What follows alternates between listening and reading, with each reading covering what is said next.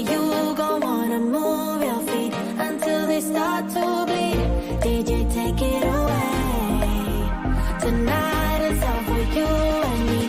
So baby, spin and let the music begin. I know you feel it within. So go ahead and just spin for me. I want you to spin. Don't let the doubt in you win. I know you feel it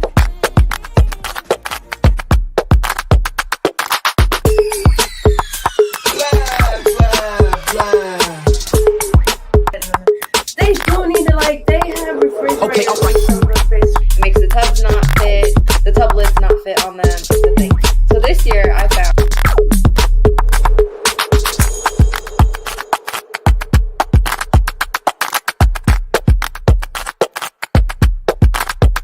Add it up.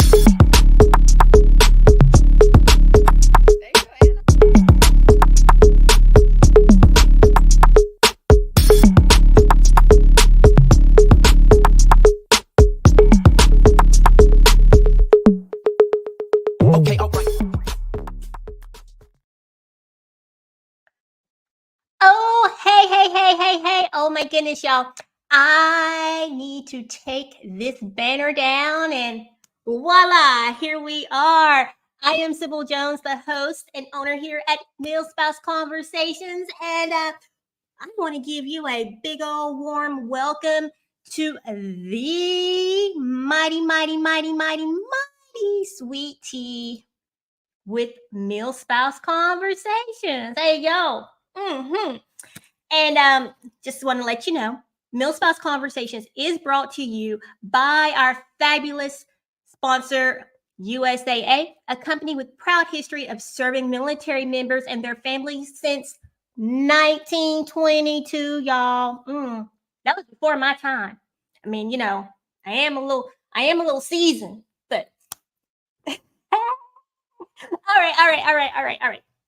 So before we dive into our chat today about going from frumpy to fabulous, let me go ahead and bring our conversation starters on today.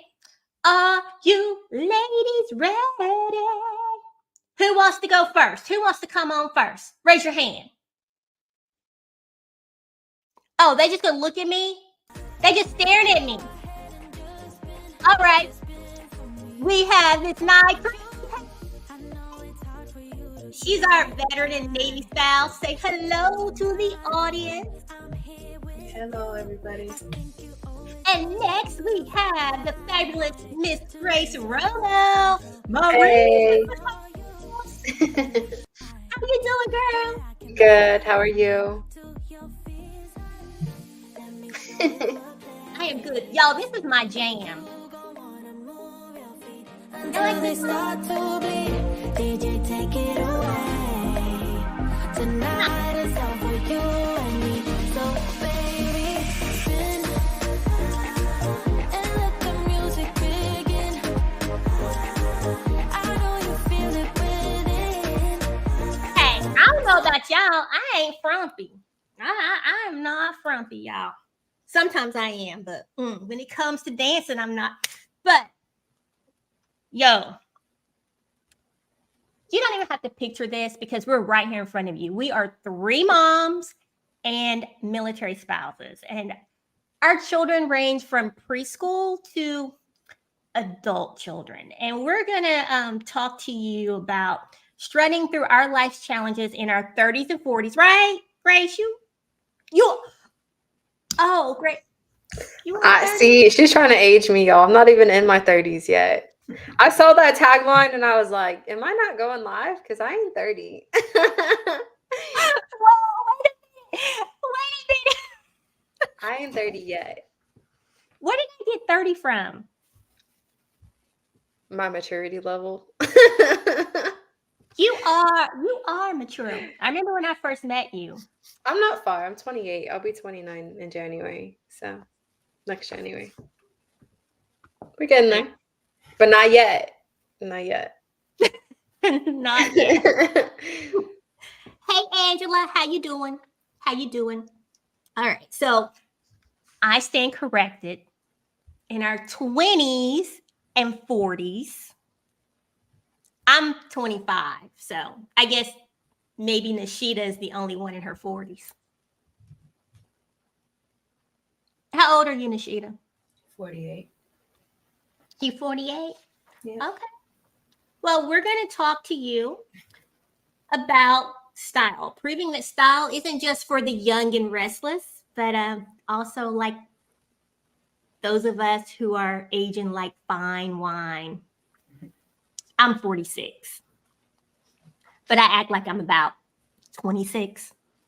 But you know, we get better with age, even if our ankles occasionally betray us and our heels. Yeah, sometimes when I'm trying not to be frumpy and trying to be fabulous, I throw on some heels and my ankles, they ain't like they used to be back in the day. They just ain't there. Not there. Oh, Julie, you're 25 too? Okay. Do we have the same birthday? All right. We're going to come back and we're going to dive in and chat about our personal style from pre-motherhood and military spouse life and what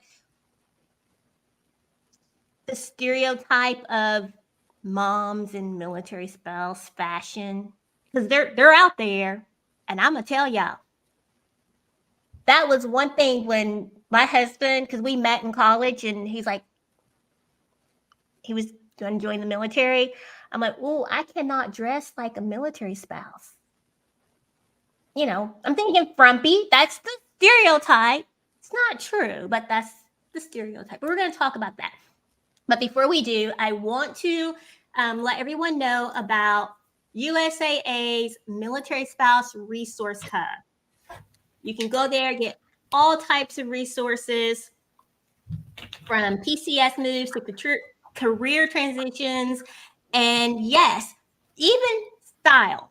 Why? Because they do have a list of partners that offer discounts. So you don't want to sleep on USAA's Military Spouse Hub. And it's right here, www.usaa.com/military spouse. All right, there you go. And to continue on, y'all, I am just over here just so excited about this, about this topic because I love fashion. So, tell me, do you consider yourself frumpy or fabulous? And how is your style pre-adulthood? Grace, you go first. I feel like it depends on the day, the week, the month. I could be frumpy or I could be fabulous, I guess. It just depends on what's going on, how stressed I am, how much time I actually have to myself to get ready. Yeah, so it kind of just depends. Before kids, I always got ready. I mean, I lived in like athletic wear because I was always like, going to the gym or being active or whatever. And then I would come home, shower, change, and get ready for the day. Once I had my kids, I was probably in athletic clothes longer than I should have been. But now that they're a little bit older, I mean, I get ready, I guess, depending on what I'm going to do. But do athletic clothes really have to fall under the frumpy category? I mean, I guess it depends on the quality of your athletic clothes and what it looks like on. I mean, because if you're in like faded with holes, ragged sweats, like that's probably frumpy, right? But like if you got a brand new pair of like Fabletics or Buff Bunny leggings and a nice jacket, then I guess it's not. I think it just depends on how you're styling it, what you're wearing. Very true. Very true. What about you, Nishita? Pre-children and you were active duty. So how did you dress when you were not in uniform? I dressed. I was ready for the day, ready for the night, ready to go out. I think when I was in Hawaii, I wore a lot of shorts and tank tops and flip flops just because it's easy, and you just throw on a raincoat. Did you say a raincoat? It rains a lot, and well, when we were in Waihawa, up there near the pineapple field, so it rained a lot up there. So, but you could have on a raincoat and flip flops. So, it's just like that. Then after, yeah, in the military, I think I just dressed normal, like t-shirt, jeans, sweatshirt, jeans. But then I dressed up to go out. In You were trendy trying to be clothes. a hot girl? Is that what you saying? You was trying to be a little hot, yeah. I was a little hot there for a while. Half naked, going to the club, I guess. Yeah. But then, after I had a kid, then I think my style started to change more to like middle-aged dressing. And my mother-in-law used to always be like, "What are you doing? Like, you're in your 20s. Stop this." She's like, "Stop it. You're gonna wake up one day and you're gonna be like, what happened?" And she was not wrong. I did wake up one day and I was like, "Those closets, that's like just a couple of years ago." It wasn't even that far away. It was just like, what happened to me? I used to be so stylish. But then I had to clear my closet out, so now I'm on a journey, on a fashion journey, y'all. You're on a fashion journey. Yeah. Now pre-marriage and pre-kids, I used to dress all the time. Even when I was in lounge clothes, right? I didn't consider my loungewear frumpy because it was still cute. It fit my body. Now, granted, there were times and still are times that it's hard for me to find certain clothes to fit my body because I am tiny. So there are things that are oversized. And if it's too large, then that for me is frumpy. And I'm some of these kids out here rocking some cute midriffs with the big pants. I think that's cute. I don't know. For that generation. Yeah, I mean, if it fits their body. For me, it just did not fit my body. It swallowed me. It made me look even smaller, which made me look weird and frumpy. I think it's that Korean aesthetic. It's cute. I think that's what it is. It's that K-pop Korean aesthetic that's popular. But like the whole, that's Kanye chic right now, and especially that wasn't popular when I was a kid. When I was a kid, wasn't it? Then they had the big tennis shoes with the big pants and the short shirts. Remember that? You don't remember that? Well, yeah, but see, what I used to do was it was the big flannel shirts, oversized flannel shirts with the little tank top, little midriff that I wasn't supposed to wear out. But I would button my flannel. Oh, you in high? Oh, I was such a bad dresser in high school. I never ever want to think about that. Like, I hated it that time. But did your that time, my 20s? Well, my early 20s was bomb. Your early 20s were bomb. Till I turned about 25, and it was down. So when you turned 25, okay. So Grace, you close to 25. I'm 28. Yeah. And Nishita's telling us that she was frumpy. I said it was downhill from there. I didn't actually say She didn't say frumpy. 25. I said it was downhill from there. She's saying she was more covered once 25. Yes, exactly. Exactly. My best and time I was agree with that. Naked. Bodies changed once I had babies. Before, yeah, there was fitted clothes and cleavage and all the good stuff. Once I had babies, nah. I threw on comfy clothes because I had spit up on me, or I had to chase a toddler, or the stuff. So I can feel that. And that happened around probably like 23, 24 when I had my kids. Yeah. But now they're, like I said, they're a little bit older, so yeah, I'm starting to get back up. I'm going back up just a little bit because I still want to be comfy when they're being crazy. But yeah, it just depends. I don't know. Styles change. Things come in and out of style. I'm not one to like follow the trends per se, but I'll get like a piece or two from different, styles that are happening and stuff. Now, let me ask you. So, for our viewers, do you consider your style frumpy or fabulous? And can men be frumpy? Yes. Oh, great. Yes, hands down they can. But that's because I would say a lot of, I don't want to say a lot of men look frumpy, but they could be frumpy because they don't wear the clothes that fit their body. Like most guys just grab a pair of jeans or a shirt, whatever, and they throw it on. Either it's like way too big or just way too small. And I think they have to dress to their body. So this was not one of my questions, but since you did bring it up, what do y'all think about men in skinny jeans? It's a hard pass. No, thank I you. like it. I think it's cute, especially if they have the body shape for it. I think it looks good. No, there's slim fit. Slim fit is nice. Skinny jeans. It's not No. that much of a difference. Like, It's a total trust, I have No. two men in the house, and there's not that much of a difference. difference. No, the skinny jeans, I'm always like, this is for the conversation, not not the show. So I'll wait because Grace, you already know what I'm thinking. Yeah. Now, I don't like skinny with the sagging. I don't like that. Mm-mm. It has to be the whole thing, like with a nice, the top has to be right. Like the whole outfit has to be right for the skinny jeans to look right. But they definitely look good on some men. Not a lot, too many muscular men can pull it off. They have to have that slim, body that looks good on them. I agree. But muscular men can pull off a slim jean. That's why it's like it's a fine line between skinny and slim. Mm-hmm. Yeah. So let's go ahead and tackle the stereotype when it comes to labeling military spouses with that certain look. How have you defied those expectations and dressed for yourself? I didn't.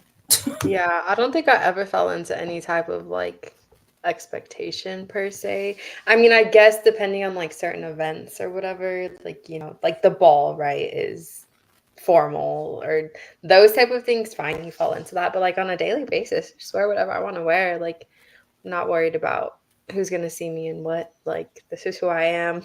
It is what it is. Say what you want. But I think from the outside perspective, like, I think there's like people see it as like frumpy military spouses, right? What they call like the dependent type stuff, frumpy. And then you get like the older seasoned military spouse that are like, pantsuits and nice blouses and and that's like the stereotypical. And I think people get it from like television, right? Like you see those two type of things, but like that's not it at all. I mean, look at us. Like, I think that we're not falling in any of that. I wore a lot of those clothes when I was right in the thick of it. I wore a lot of like business casual looking clothes, which that's what I really wanted to get out of my closet. I kind of like hate it. I didn't really like it. I felt like it was too conservative for me. Right. I didn't like it on me, but I did it to kind of conform to the aesthetic because I don't want to walk in looking like, it's more like everybody's striving for that Jackie Onassis kind of look. Do you know what I mean? That, I'm so well put together. Look, but then on the other hand, there's a whole group of people who are not dressing very well. Like, so it's hard. It depends on where you're going, what group is going to be there. Yeah. I hate it. Now, I will tell y'all this. Our very first duty station, my very first spouse meeting, fresh out of college, went to the meeting. My hair was out, nice and curly, so it was nice and big. I had on a jean skirt, this cute little top on, and knee-high boots, stiletto boots at that, because we were going out. We were going out after this spouse meeting. And then I had a little coconut purse. So I sashayed my little booty up in there. Y'all. Yeah. I received a booklet about etiquette. Now, this was 20 plus years ago. I was gonna say that's way back in the day. Yeah. And I was like, oh, okay, thanks. And I threw it on the table and kept on. I think a lot of women nowadays, the younger women dress like that. Like, because they're more on the hip hop aesthetic. The younger ladies. Yeah, look. And nobody's really gonna say anything to them like they used to do to us. Well, nobody's saying that to me because I have our RBF, but nobody else. Yeah, you do. But no, wherever I go, if it's school for my kids, volunteering at school, they're older now, so I'm not volunteering anywhere. Well, I should, but I don't.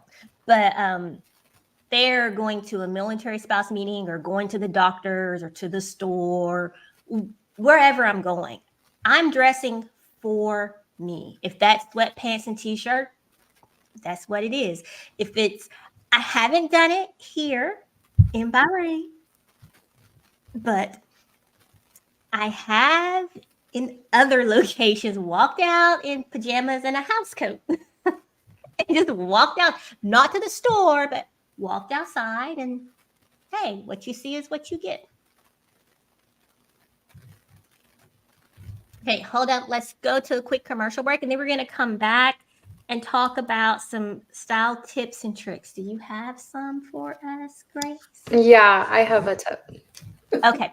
All right, we're going to go to a quick commercial break, and then we will be right back. Okay.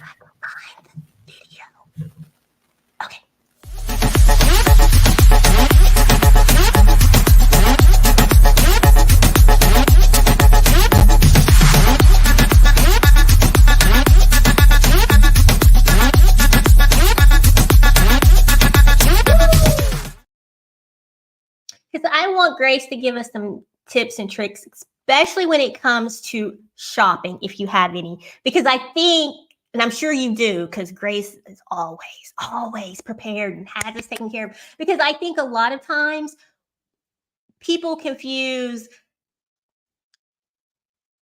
being fabulous or being stylish with having to spend a lot of money for their clothes. You don't. You do not. You can shop your closet and hey, turn some old things into some fabulous fashion. Take it away. For sure. Okay, so there's a few things. I knew you were going to put me on single. Sybil, I want to see your face. Put me on double, please. I hate the single. I feel like I'm just talking to myself and not to people. The first thing, thank you. Thank you. I hate talking to myself. I need to see people's reactions because then I know if I'm talking too fast or if they're confused or whatever. But anyways, the first tip Sybil actually said is shop your closet. I think we get into these moods where we're like, oh, like I don't have anything to wear or there's nothing to, And so my thing is like scan through your closet and kind of see things that maybe you haven't worn in a really long time and pull those pieces aside and then go on Pinterest or TikTok or Instagram and just scroll like the month that you're in and the year or something along your timeline and look at those styles and kind of just try to see how those pieces can fit in somehow. Like I promise you probably have like 5 to 10 outfits in your closet that you never even thought of. And a lot of times we see things on other people and we're like, oh, that's cute, but we don't think it's cute on us. Just try it on. Like that's the biggest thing is just try it on. You might like it. As far as shopping goes, I don't try on my clothes at the stores, not very often. And I'm going to tell you, stores put lighting so it looks a certain way. The mirrors are angled or moved certain ways, and it's to get you to like things that are in the store so you buy them. So my suggestion is kind of know your sizes as best you can.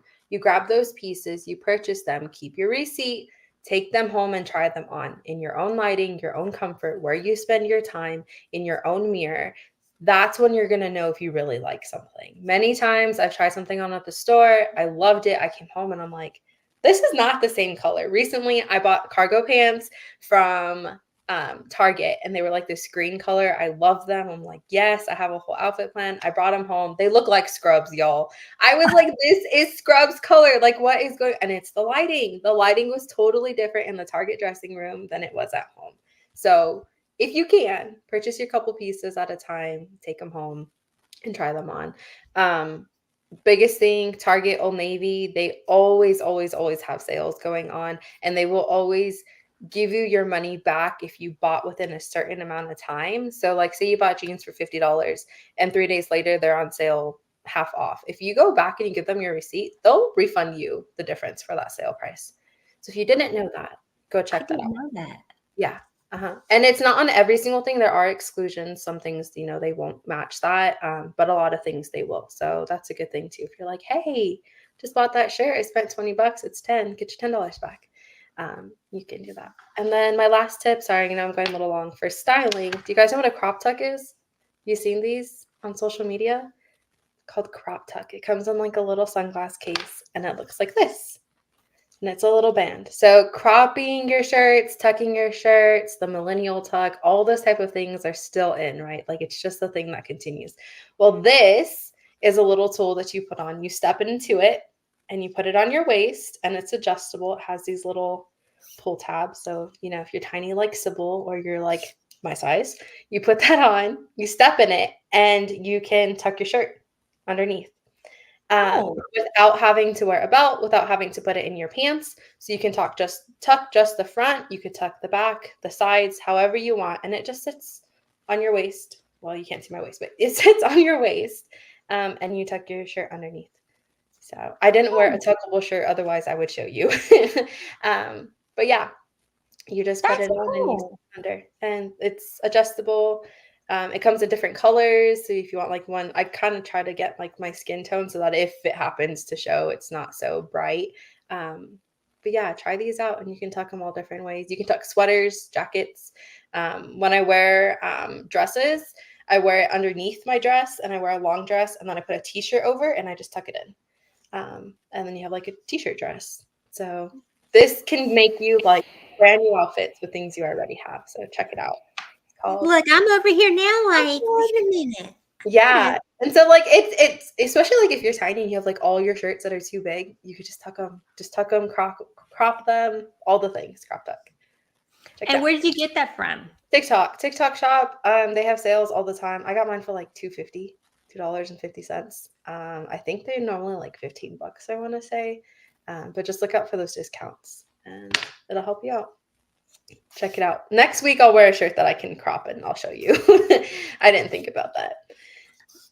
Look, I wrote that down. Yeah, it's pretty cool. I love it. It changes a lot of my outfits because then I could just tuck things over, layer sweaters, all kinds of stuff. Yeah, because I need to redo my wardrobe for the summer because nothing I have is I don't want to say it's not permissible, but it. Go ahead and say it. We know where you at. It's not appropriate. Go ahead. Don't try to tiptoe around it. I thought you was real. Keep it real. Say it out. Be real about it. It's inappropriate and not permissible. Go ahead. We know where you are. But it is appropriate attire. No, it's not where you are. But not for your location. That's fair. Because I don't want to be like it's inappropriate, and then y'all like, oh, you still trying to be a hot girl when you 40s? I am. I mean, it doesn't take much to be inappropriate over there. That's why I'm not living there. I had a deep conversation with myself, and I was like, no, girl, do it. Don't do it. Angela, it's not anything. It's not that. I will take pictures and show y'all mine. You show us, and we'll be like, oh, what's wrong with that? It's just because of the location. It's then just put the location in there. Put Middle East, and everyone will be like, oh, gotcha. You can skip over to East Asia, though. You can put it there. Yeah. But I'm laughing because Grace is talking to her daughter. I am. She won't leave. Mom, let me give you some fashion tips. Fashion tips for my children. They will have you in like stripes and polka dots and some boots. Oh, They love the mismatched, but I let it be because like if they like it, fine. Like who am I to tell them? I'll if it's too crazy, I'll be like, maybe you should wear something else, you know. But if it's not that bad, I'm like, you do you, girlfriend. when my son was little, even to this day, he just would not. He'd be like, because he was always with me, even when I was shopping. And so he'd be in the dressing room with me. And he'd be like, why are you buying that? That's hideous. Like he knew big words like, that's really ugly. Like that's what he'd be like. Even if I just picked it up, he'd like, why are you getting that? That's not even your size. Like that's don't buy that. That's really ugly. Like, wow. He knew too it would be ugly. Try it on. I'm like, well, this is ugly. How'd you know? He's like, you can't. And see kids that. will tell you and just hurt your feelings. You're just like, oh. Hurt your heart, man. But I like his honesty. Yeah. So, Nishita, do you have some street tea for us today? Then we'll come back and close out with some more Frump and Fabulous. And because when we close out, I want everyone to tell me one thing that makes you fabulous when it comes to Nothing. And anyways, let's go on to the. Well, I said when we close out. When we close out. Go ahead, Miss Nishita. Okay, so have you guys heard about? I know you guys have heard about it, but this April 8th eclipse. This April 8th eclipse has got me like so interested. Everybody has hot takes on it. Everybody's talking about it. Is anybody in the audience going to be in the blackout zone during or like the? I guess it's an X across the country. Is anybody going to be in that little blackout zone? Are you guys looking forward to it? Is anybody going to be watching it? So I just want to know y'all's opinion. Jolie said she'll be in 95%. That's cool. 95%. Now the lunar eclipse was just Monday. It's Monday night. I didn't see it though. I didn't see it either. But I don't know. I'm excited to event. see. Yeah, I'm excited to see. We're not in like total darkness or anything, or not even 95%, but I'm curious to see it. It's interesting how like, you know, all the conspiracies and all the stuff happens. And Yes. I'm like, y'all, we just went through one. Like, nothing happens. Like, why? To me, I'm like, it's not that big of a deal. But I mean, maybe I'll be proven binge wrong. watching the content. I can't stop. I can't stop watching it. I was just like, I just find myself just watching. I watch it so much. YouTube has started recommending me, like in my top section, it says Eclipse. So now you're in the. It says Eclipse and Rapture. And then I just can't stop watching it. I'm just listening to all these people talk. I'm just like here for it. But I was here for it in 2012. I was here for it in 2020. I was here for it in 2000, 2007. I'm always here for it. I'm glued to it. I cannot stop watching it. And it's even taking me away from the Kate situation. Like I like trying to watch the Kate situation. But I just think they're distracting us from the king because he actually has cancer. Like instead of they're putting out these fake videos. Like I do not believe that's her. When I first saw the video, me and my friend were talking. I was like, that's not her. And she has a slight Irish accent. I was like, did you hear her say care? She sounded like Irish. You know what I'm saying? Like I heard it. And then all of a sudden the conspiracies broke loose on that. We were way ahead of that. We were on it. Like as soon as that video came out, we're like. Now I can't even focus on that, like, because I'm like, why? So now she's the red herring. Like we're all gonna pay attention to her. Nobody's asking about the king who actually has cancer. Like, what's he doing? Is he dying? Is he alive? Is he okay? Like nobody's checking for this dude. He actually is the one with the cancer. Nobody's checking for him. Camilla's out there like, hi everybody. And they're like, hey girl, like, and nobody's checking for him. Everybody's worried about Kate, like. You are what? And then all of a sudden this eclipse season, I'm just like, And I Yeah, can't. because I'm like, wait a minute, let's go back to the eclipse. I can't stop watching it. I don't know why. What are you wearing for it? Nothing. I'm probably gonna miss it. I never ever catch an eclipse. Wait a minute. I'll watch the content, and then on the day I'll be like, dang, well, the eclipse was yesterday. But then I'll be right back at those channels to see what they have to say about what nothing happened. I'll be right there, like, I don't know why. I don't know why I'm like this. I love good conspiracy dramas. I love it. You like a good conspiracy drama. Yeah, the drama in the conspiracy community too. Oh, I love it. I'm here for it. Any drama in a community, the hair community, makeup community, color community. See, that's why you have the street tea segment, because you know all the tea that's going on in the internet streets. I'm in there. I'm not commenting nowhere now. I'm usually all in the comment section, but I'm on radio silence. For all of the content I'm watching, I haven't really commented on any of it lately. Not yet, anyway, right? I think I'm a pass. I'll go back to commenting later. Well, the black look, ain't so hot. you're gonna have to keep us updated on the eclipse. How many shows we got before the eclipse? 2? 1. Well, even in the group, you can Are keep y'all us updated in the group. Hmm? In our group. So hey, for all you watching, if you're not part of our private Facebook group, what you waiting for?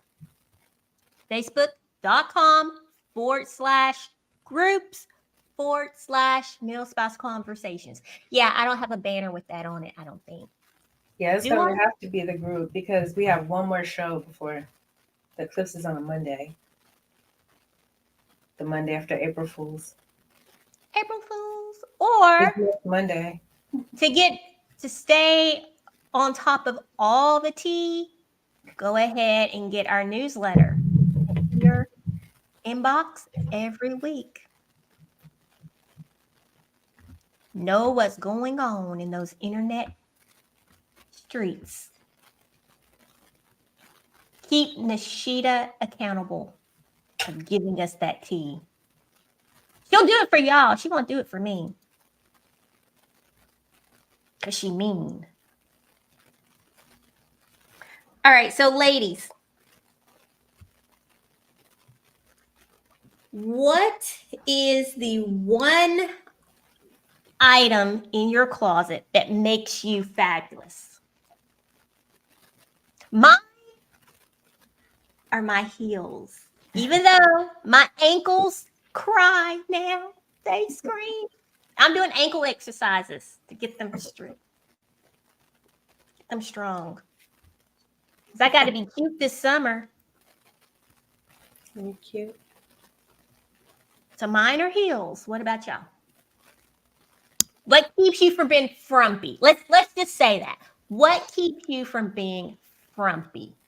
I have a bunch of sweaters and like crop jackets and stuff that I layer on top of like basics. I'm just in limbo. I have nothing in there.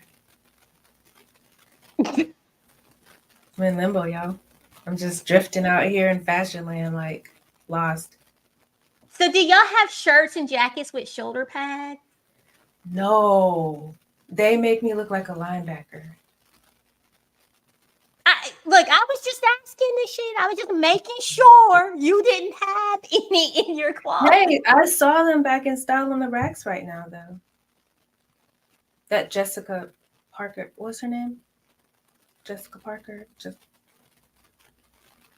from the lady who was on Sex and the City, right?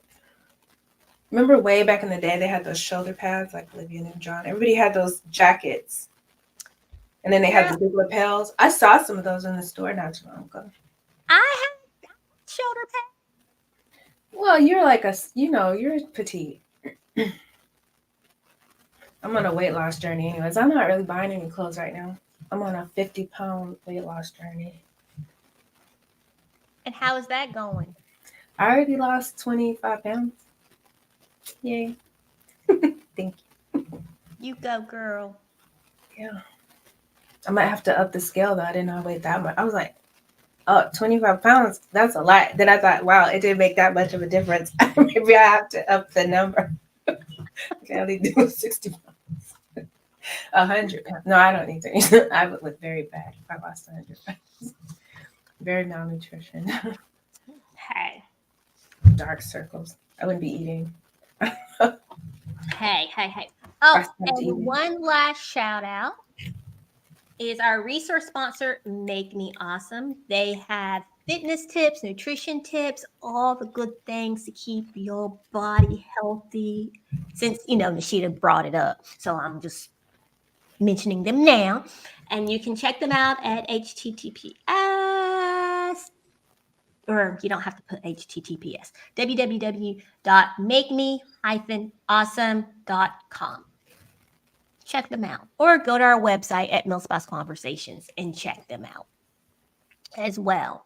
And I want to give a shout out to our Buy Me a Coffee supporters, Miss Pamela R, Miss Addie W, Miss Angela B, for your generous supportation. Because of you, we are able to come here to you every week. We are doing VT Live every week this year. That's 53 episodes, because there's an extra. No, Monday. It's an extra Monday. Never mind. Whatever. We're coming live every single week. And if you would like to support us, go right here to buymeacoffee.com/Millspouse Convos. Hey, buy us a coffee, $5. $10, $15, $25, $100, $200, whatever you like. We appreciate you. All right. No other comments, nothing. We are going to go ahead and sign off for today. I was about to say this evening, but it's afternoon.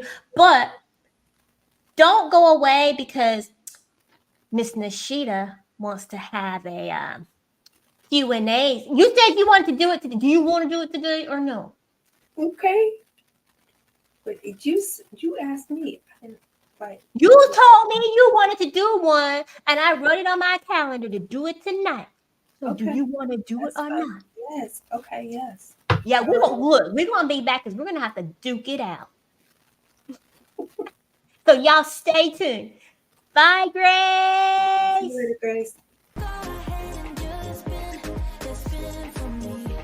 I want you to spin. Don't let the doubt in you win. I know you feel it within. You better dance. Go ahead and just spin for me. I want you. I know it's hard for you to give it a try, but you are not alone. I'm here with you. I don't have any more water. Owe it to this beautiful night. I'm empty. To lose all your control. Do it for you. You back to drinking coffee? But I can No, You got coffee? to your fears. it was water. Let me show you a place. I need some coffee. It was just water. No fire. Oh. Folks, me and Nishita have known each other for, how long have we known one another? Like 12 years. A long time. And we just banter with back and forth all the time. Actually, I left Nishita a nice message this morning. Remember my message? Well, for you. It was last night for you, this morning for me. Right. That's so true. We're on 2 different time zones. Mm-hmm. Now I'm drinking tea. What kind of tea? I don't know, it's just hot tea. And I can't see the label because my eyes are... Need your glasses? I don't even know where they are. Girl, I got tricked into downloading this game called Township. I can't stop playing it. What is it? It's like you build a little town with houses and factories and Oh, buildings. let me see. Hospitals. Am I playing that game? I'm playing Township too. Oh, are you? How long you been playing? Not long. Yeah, me either. I have Township, Food Match, and Pull the Pin.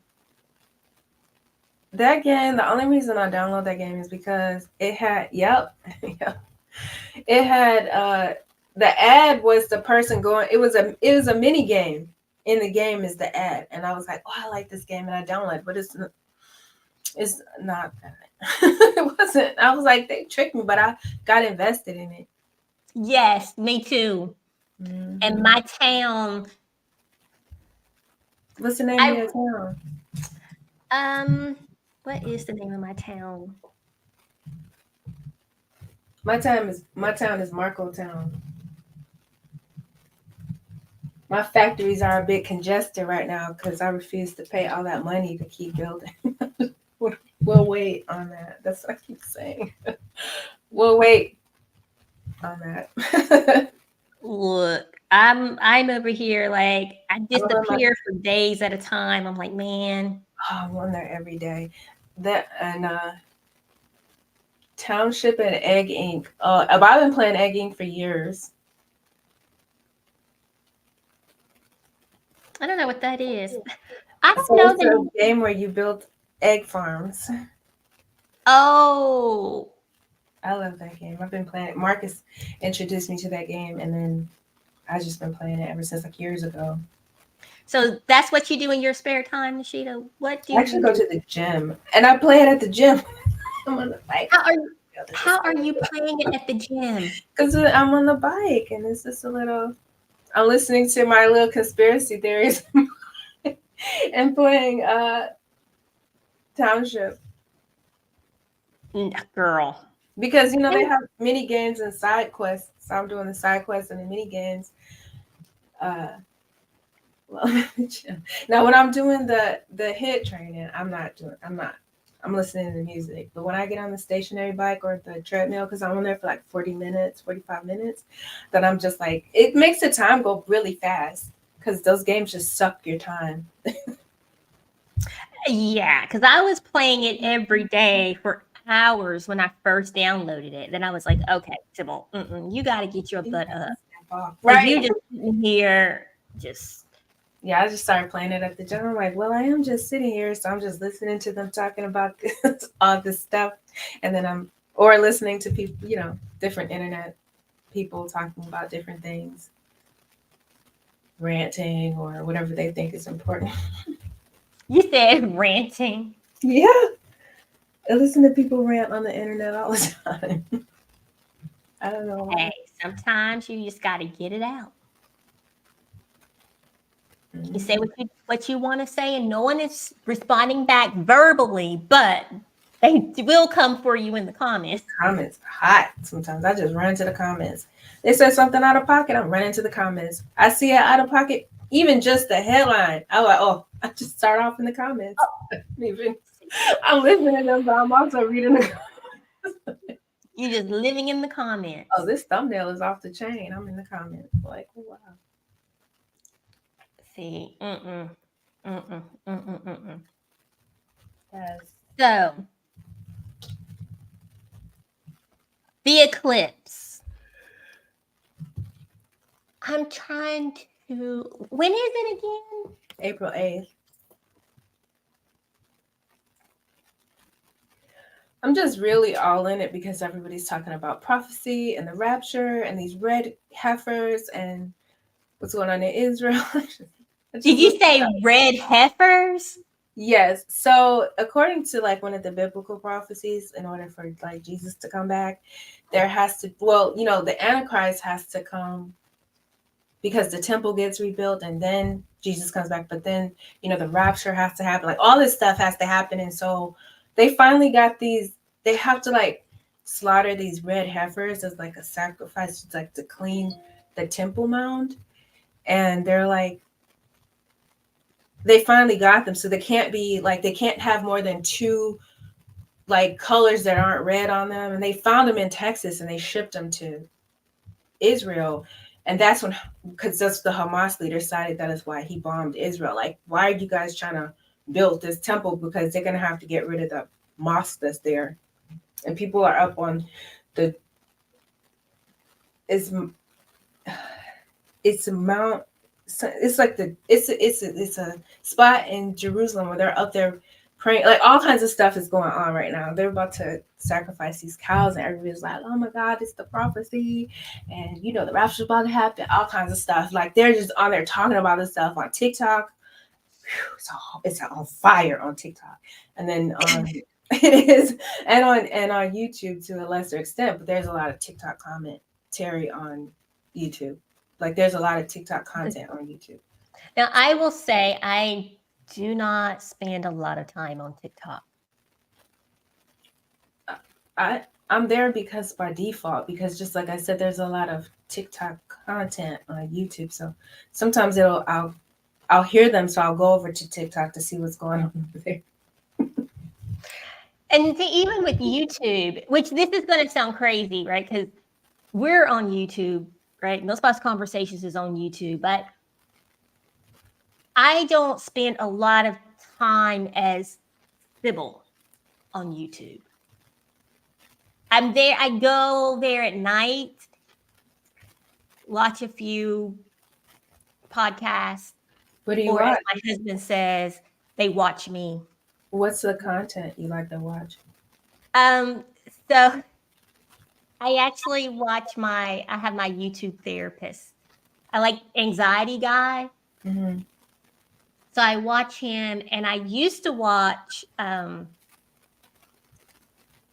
got to look his name up, but the Anxiety Guy, I watch him. I now watch Don Lemon. I do like Club Shay Shay. I don't like I watch. It's boring. A Why are all few, his episodes is like 2 or 3 hours long?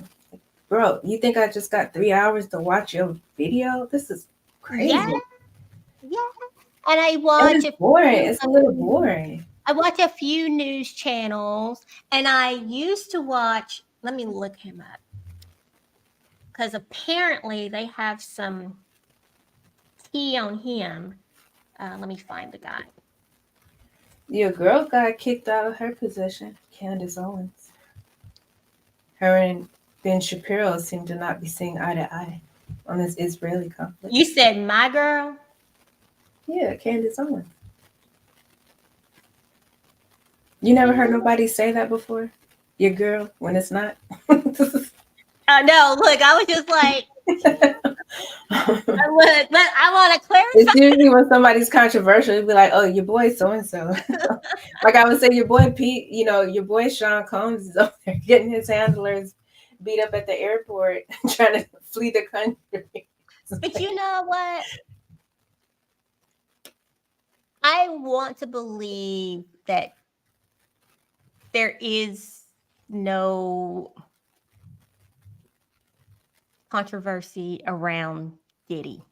What? Oh, I'm sorry you want to believe that.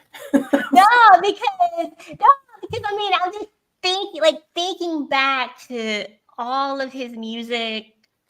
It's kind of like with R. Kelly, right? Like, I put them bras off of the curb 2 decades ago. I stopped. Because if you really listen to the lyrics, it's like, wait a minute, what are y'all wait a minute, they're talking about me. Because it's just like Chris Rock has said, oh, you singing all these lyrics, and you're like, oh, they talking about her? No, they're talking about all y'all. yeah, you know what? I have no nostalgia around them, none, because they could kick rocks. They over there, they're some of the worst people. No. I was like, I cannot believe this. Okay, so who I watch on YouTube? I had to go check my history. So I watch StreamYard because I have to learn how to use StreamYard, right? Because StreamYard is what we're streaming on right now. So I like to watch their channel. I like Think Media. So I watch a lot of Think Media. And where is this guy? Trying to see if I thought I subscribed to his channel, but he's a professor at Stanford.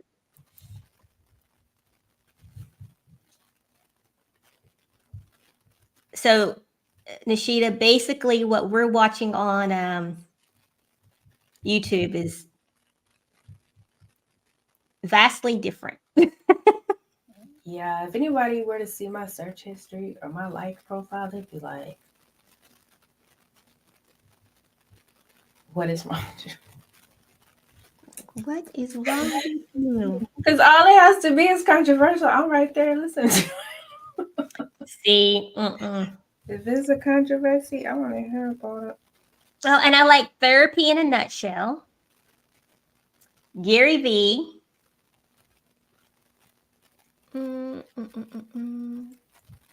There is. Oh.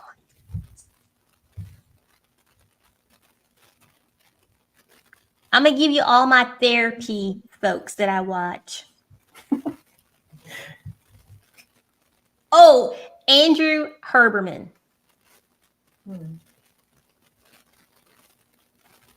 So he's a Stanford professor, talks a lot about science and health.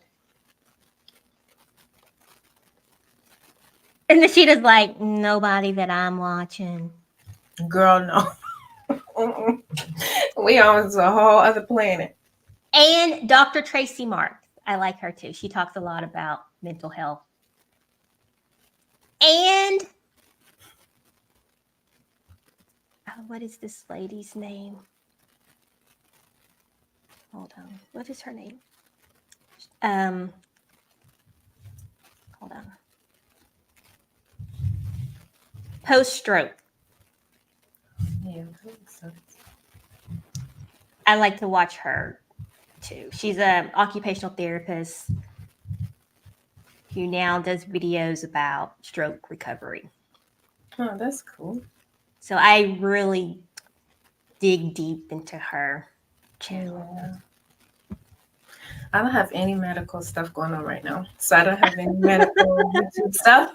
I like when I was going through menopause I was at my peak menopause last year. There were a lot of menopause videos. But then after I got through it, then I didn't watch it no more. I don't know, I reverted back to my old self where I was watching innocuous content for no reason. Yeah. Finally got back to watching TV and stuff. I don't know. It's like a lot different for me now since I don't really have any kids around. Yeah. And, you know, during the day, I don't really watch TV. It's on, but. See, I don't have the TV on. If I'm not watching it, I try not to play it. I do it sometimes. Like if I'm going to have company, I'll turn the TV on because I know people like that background noise, but I don't like it. I don't turn it on if I'm not watching it. And I have it on and I'm working. Yeah, I can't concentrate. I'll keep trying to watch it. Like I keep trying to drift over there because it's usually on something like TLC or something. No. So I watch YouTube while I'm working. So Think Media and Gary V is usually on when I'm working. Really? I can't listen to them talk while I'm working. If they're talking, I can't concentrate. Like, shut up. That's how I feel like. But then I start paying attention to what they're saying, and then too much time goes by, and I'm like, oh, dang, it's been 30 minutes. The video's ending, and I didn't do anything. I could listen to music, but I can't really listen to, like, people talking. I'm too nosy, I think, because I want to know what they're talking about. Everything they're saying. And I usually tune them out, but there's bits and pieces. I'm like, okay, because I'm here, like literally sitting right here working. So here's my laptop, here's my monitor, my big monitor. So, and then my TV is on this wall. That must be like a superpower. I can't do it. Like, please stop. Okay. And then I get up and I walk over here and look out, look out the window. Yeah, if I get up, I'm gone. I'm coming back. No, I've wandered off to go do something else, like the laundry or the dishes or cooking or something else, and then I think, oh, I'm supposed to be working, but I wandered off and my mind just went with me. I'm not coming back. Then when I think I'm gonna come back, I'm like, it's too late now. I just go sit down somewhere. and see, like, I have to go to the gym. oh, see, no. Although I am going to start working out the 1st of April. I should just start tomorrow, but I'm going to wait April 1st and I'm going to get my workout on.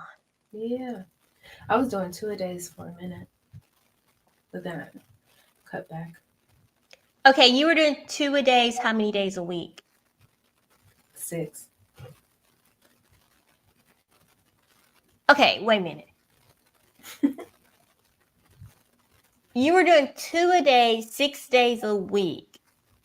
Yeah. You were doing what? Cardio and weight? Yeah, I did HIIT training in the mornings. Then I would do cardio and weights at night.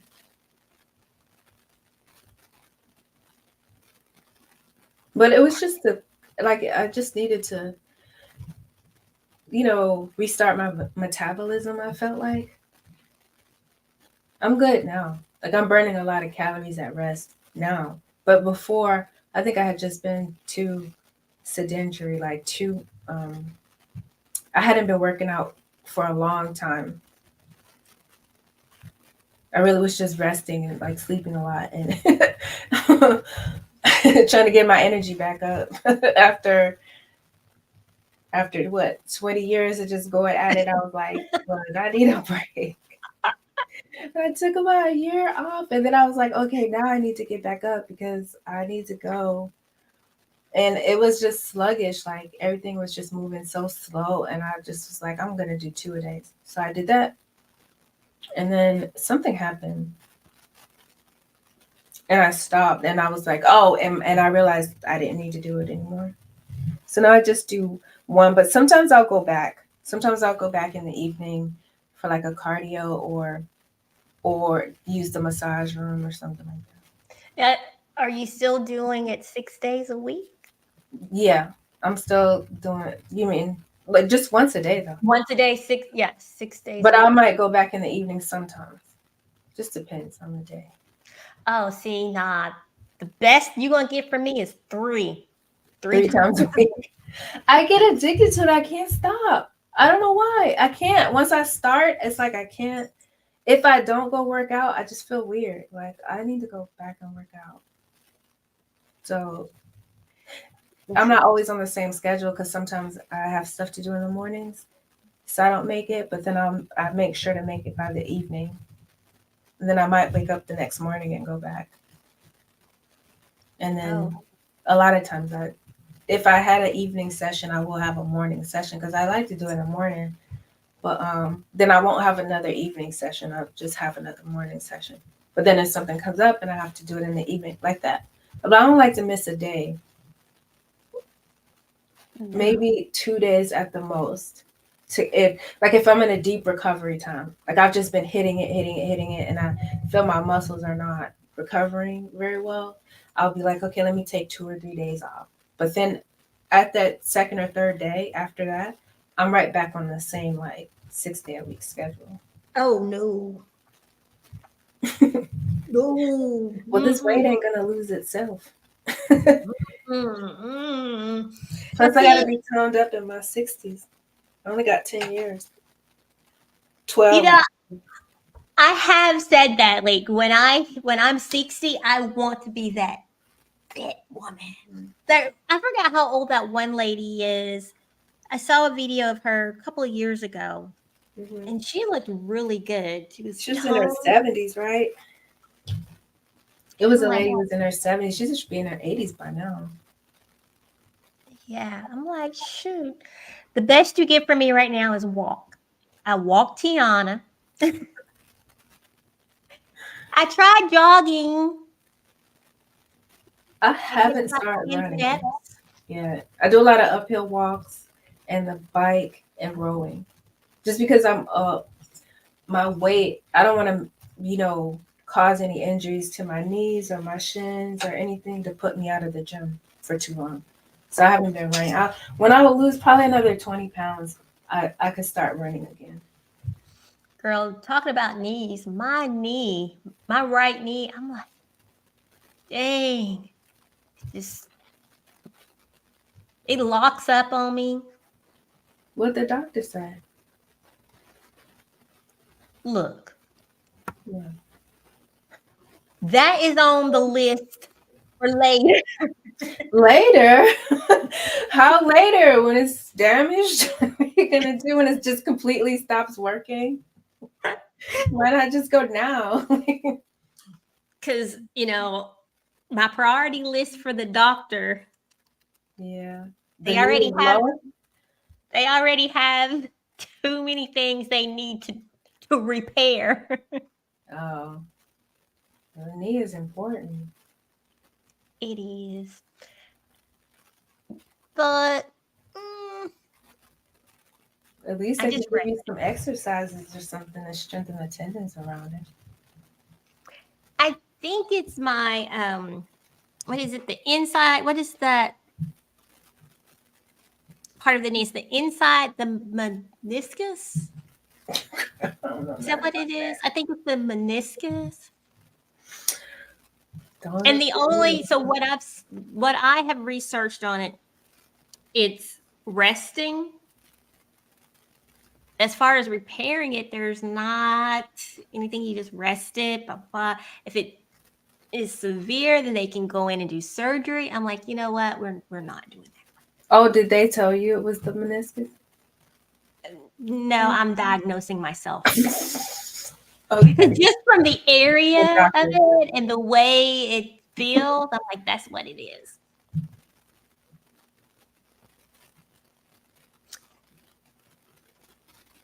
I mean, I have a love-hate relationship with doctors, okay?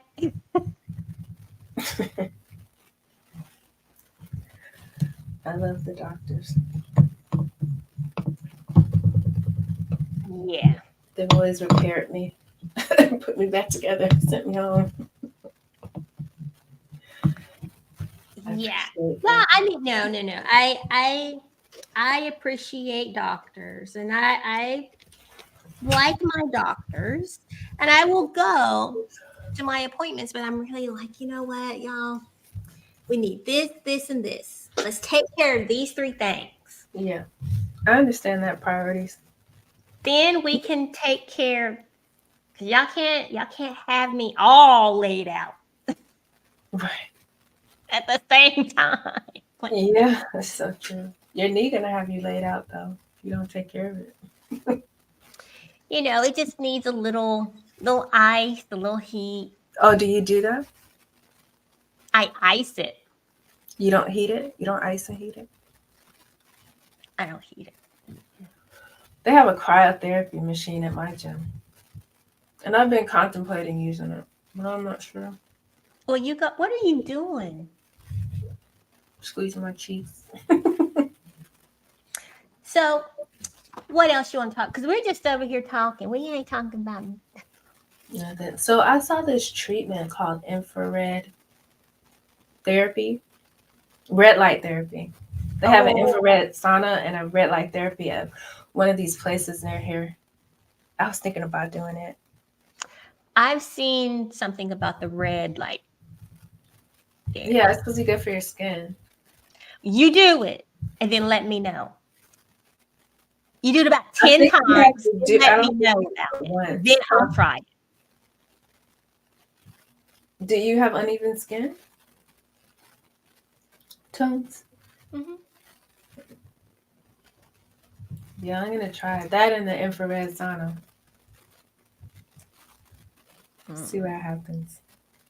I'm not tanning this year though. I'm not gonna tan this year. You I said- tan?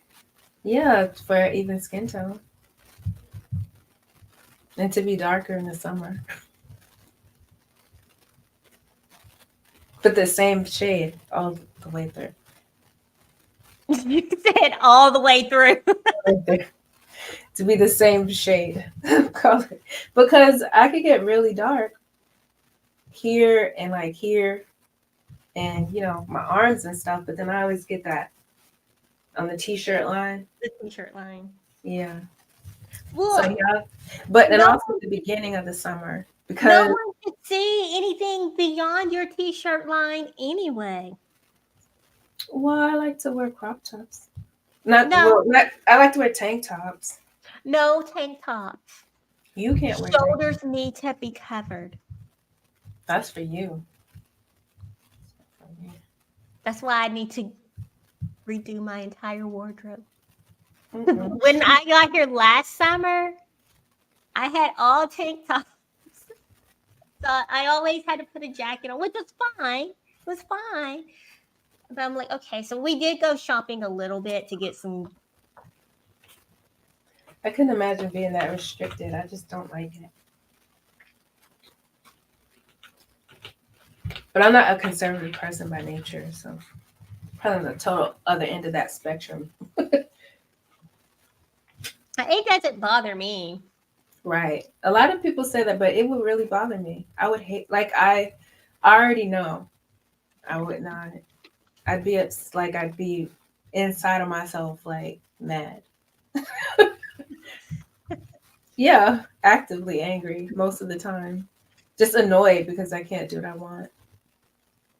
Well, I mean, you know, within reason. But like a lot of people, right? See, that's a lot of my friends will be like, "Oh, you need to go over there. It's not that bad." But on the inside of myself, it's that bad. I'd be like, "I hate this so much," and I would just annoy Carlos. I would just annoy him because I'd be like, "I hate this. This is stupid. I just want to wear my shirt," and he'd just be like, "Girl, you just wear your t-shirt." You know, he'd probably just be like, "Girl, it's not that bad," and I'd be like, "Yes, it is. I don't like to be restricted or like." I don't like Put your being told t-shirt what to do. on. I don't like it. Cute little button down. No. Just looking like I don't know. I just kid. But I have friends who are over there. They're like, "Oh, I love it so much." Like I really do love it here. I do. now I do want to take a trip to Dubai.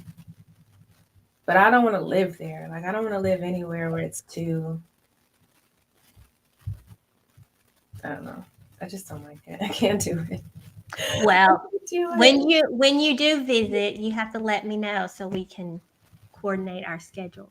Yeah, so we can hang out. So I make sure I'm here when you come. Yeah, because I'll probably be in the house a lot in the market by the house. No, you will not. I'll be like, come on. Yeah, because what's over there? I don't care about all that stuff over there. I don't care. Like, ooh, I can't wait to get over there. I just want to see Carlos. That's why I'm short up. Well, I love it if he was more like it.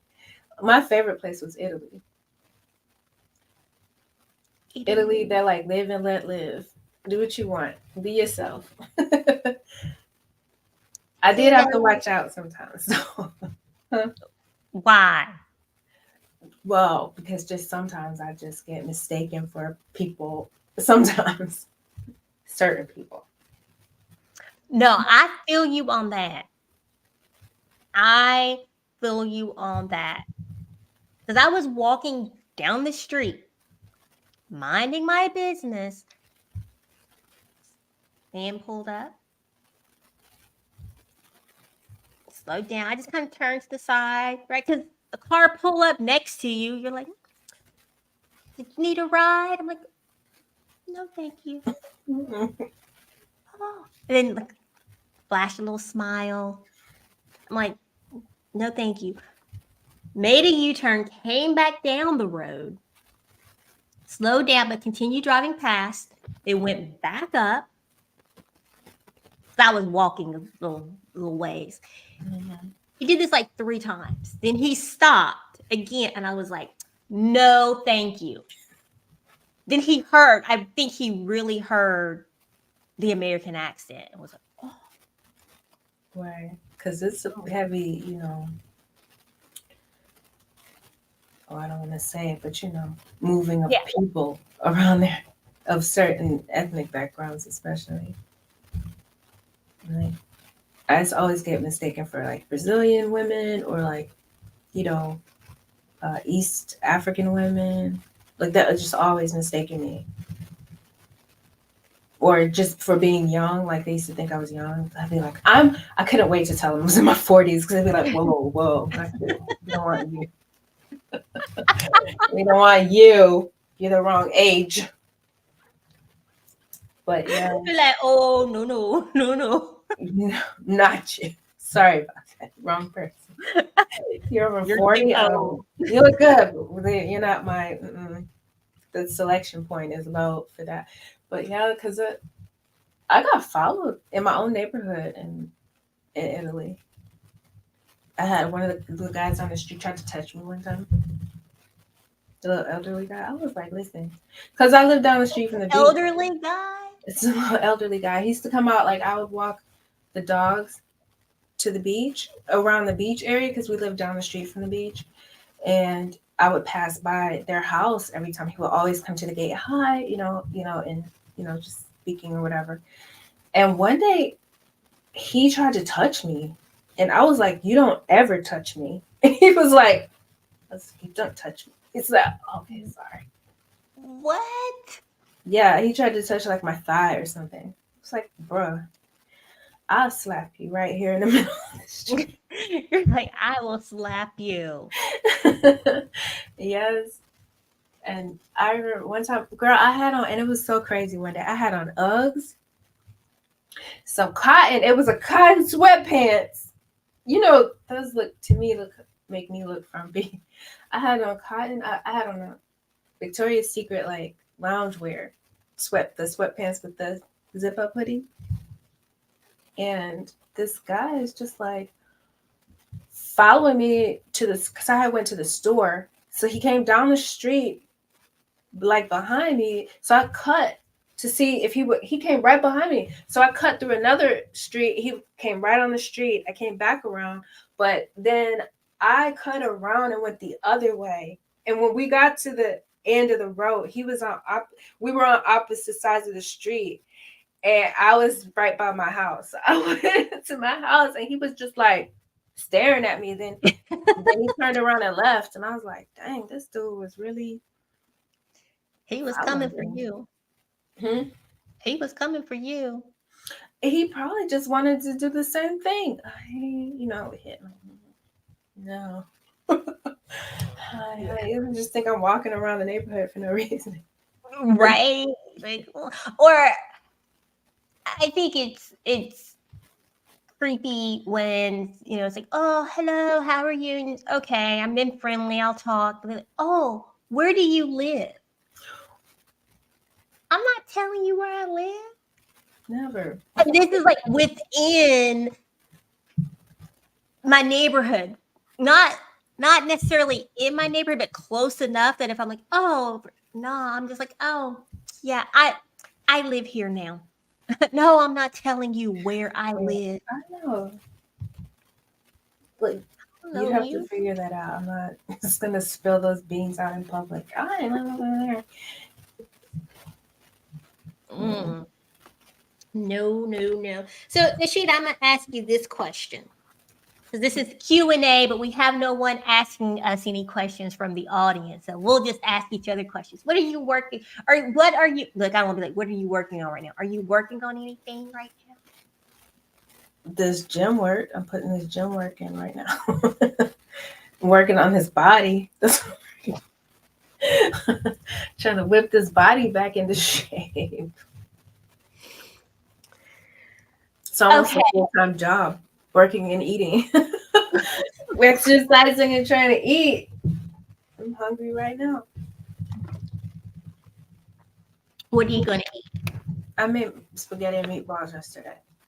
Spaghetti and Last meatballs. night. I'm gonna eat that. I always have snacks on my desk. I'm not a big snack eater. Me neither. But I have that cherry pecan, that cherry berry blend trail mix. You know, it's got pecans. I think it has some walnuts in there, but it has almonds, cherries, blueberries, and dried, of course, and cranberries. A snack on that, and I have some bars, some nature trail mix bars. But I'm not good at eating chips and stuff. What flavor is that?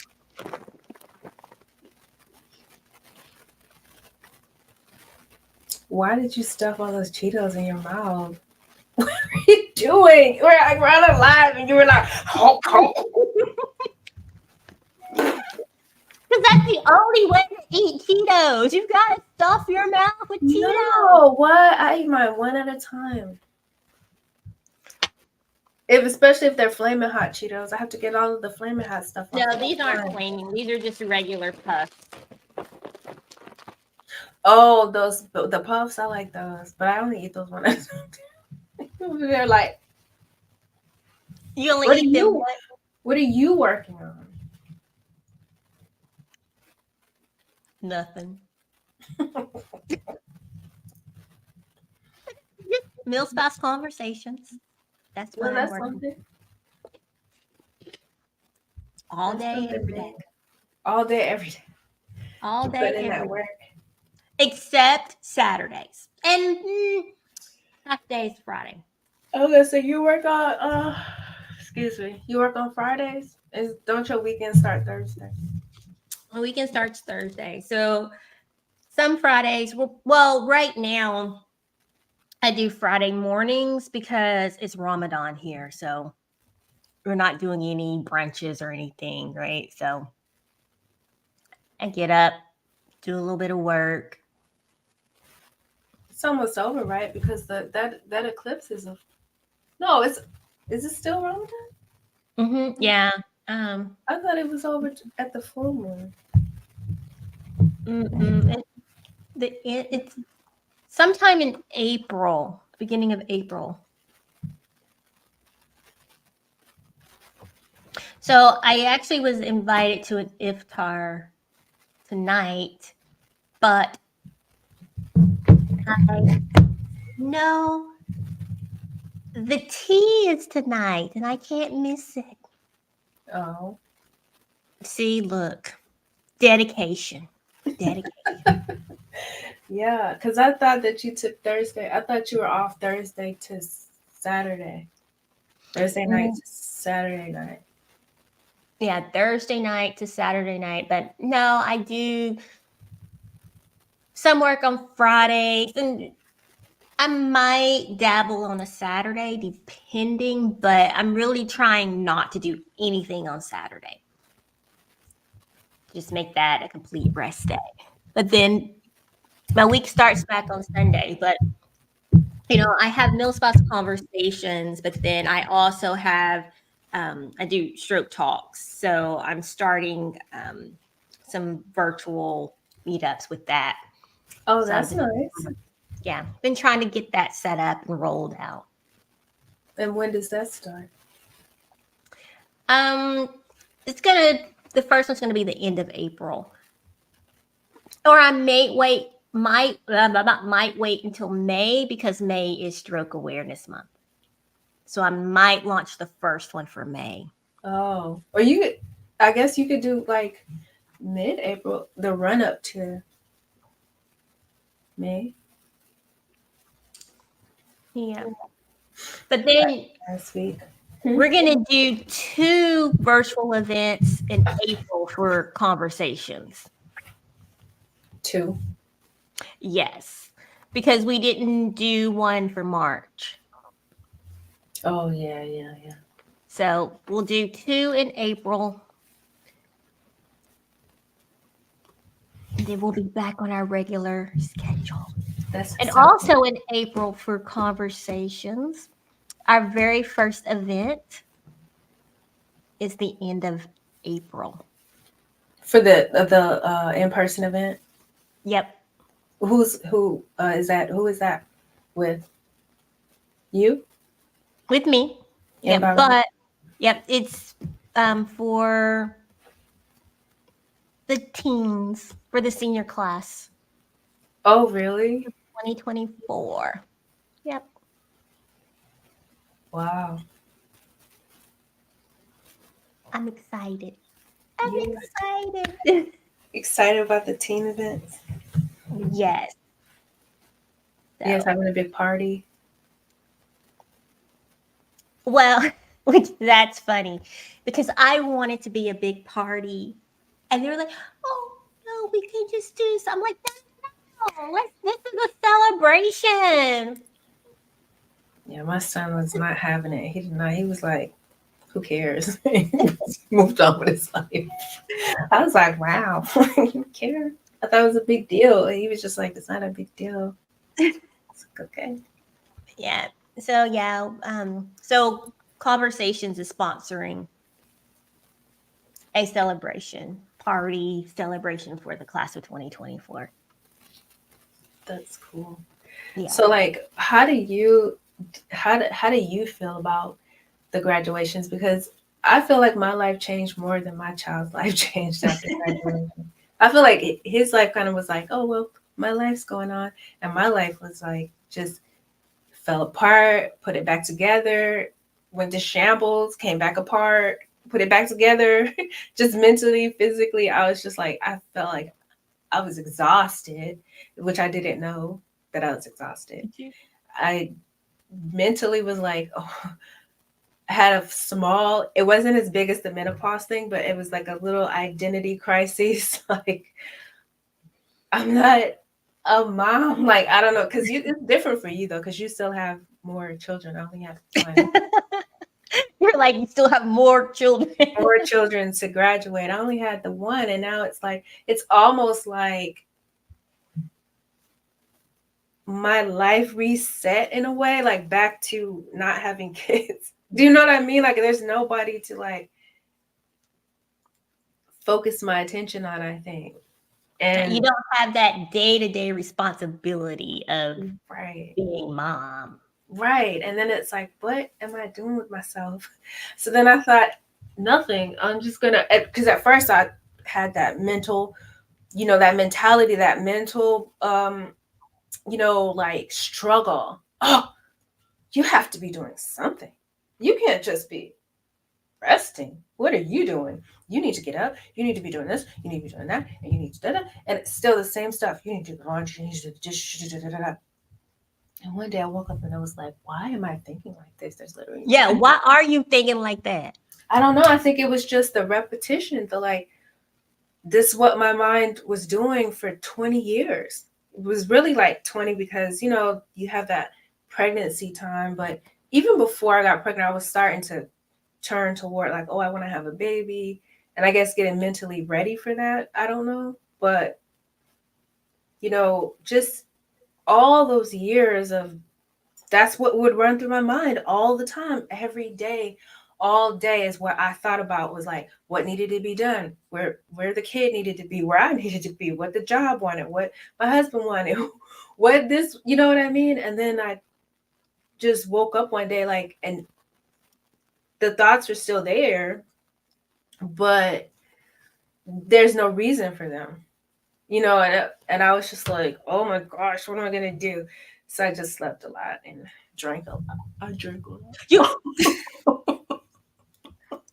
that that I did. Like, and I was like, and I don't care who thinks what, but I just was to myself. I didn't like, it wasn't a part of myself. I showed because I've always been kind of a drinker, but I just was like, really. And then one day I woke up and I was like, okay, that's enough of that. yeah, that's enough. That's enough. Well, it was when I decided, We hey, came wait back a minute, I gotta resculpt this body, and that doesn't really go with the body Yeah. part. It didn't go together, so I had to get rid of it. Now I will tell you with my oldest, because she's now a sophomore in college. Yeah, I was a little sad with her entering her new life, right?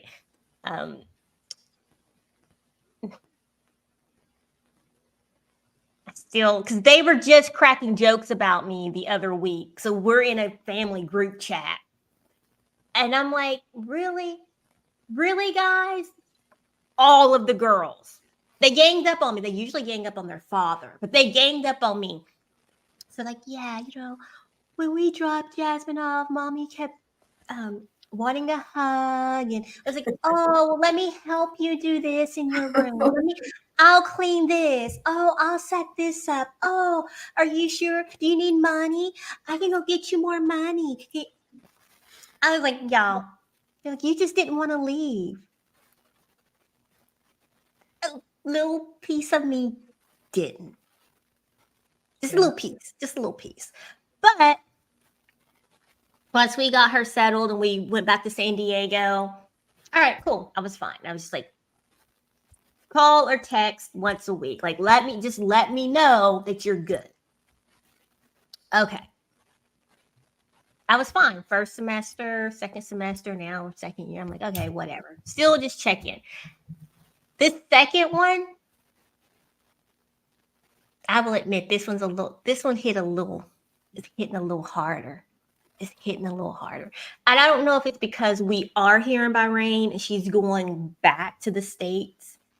Granted, our oldest is there and we're here, but she had that year of we were in San Diego. I'm not going to say where she's at school. You know where she's in school. But, it was still like, okay, we're in the same country. This go around, I'm like, oh, I don't know. Yeah, that's the thing for me too. I know, I know I don't care really, but there is a little part of me that's like, wait a minute. You know what I'm saying? Like, you're not going to be in the same, because but even because I just tell myself, look, if he decides, oh, I'm going to go to another country, I'm not going to be like, no, don't do that. You know what I mean? I'm going to be like, okay, see you later. When you get back, or if you ever or we'll come visit or whatever. But yeah, there is that one part of me that's just like, should I be in the same country? But he's individual. He's a person. He just go out into the world and do whatever he's going to do out there. While I'm off playing golf and doing what I want to do in other areas, because I'm heading into my second act. I have to get ready for that. I can't be so focused on home. Now, Ayla has told us that with her program, she has to study abroad for a summer and then an entire year. Mm-hmm.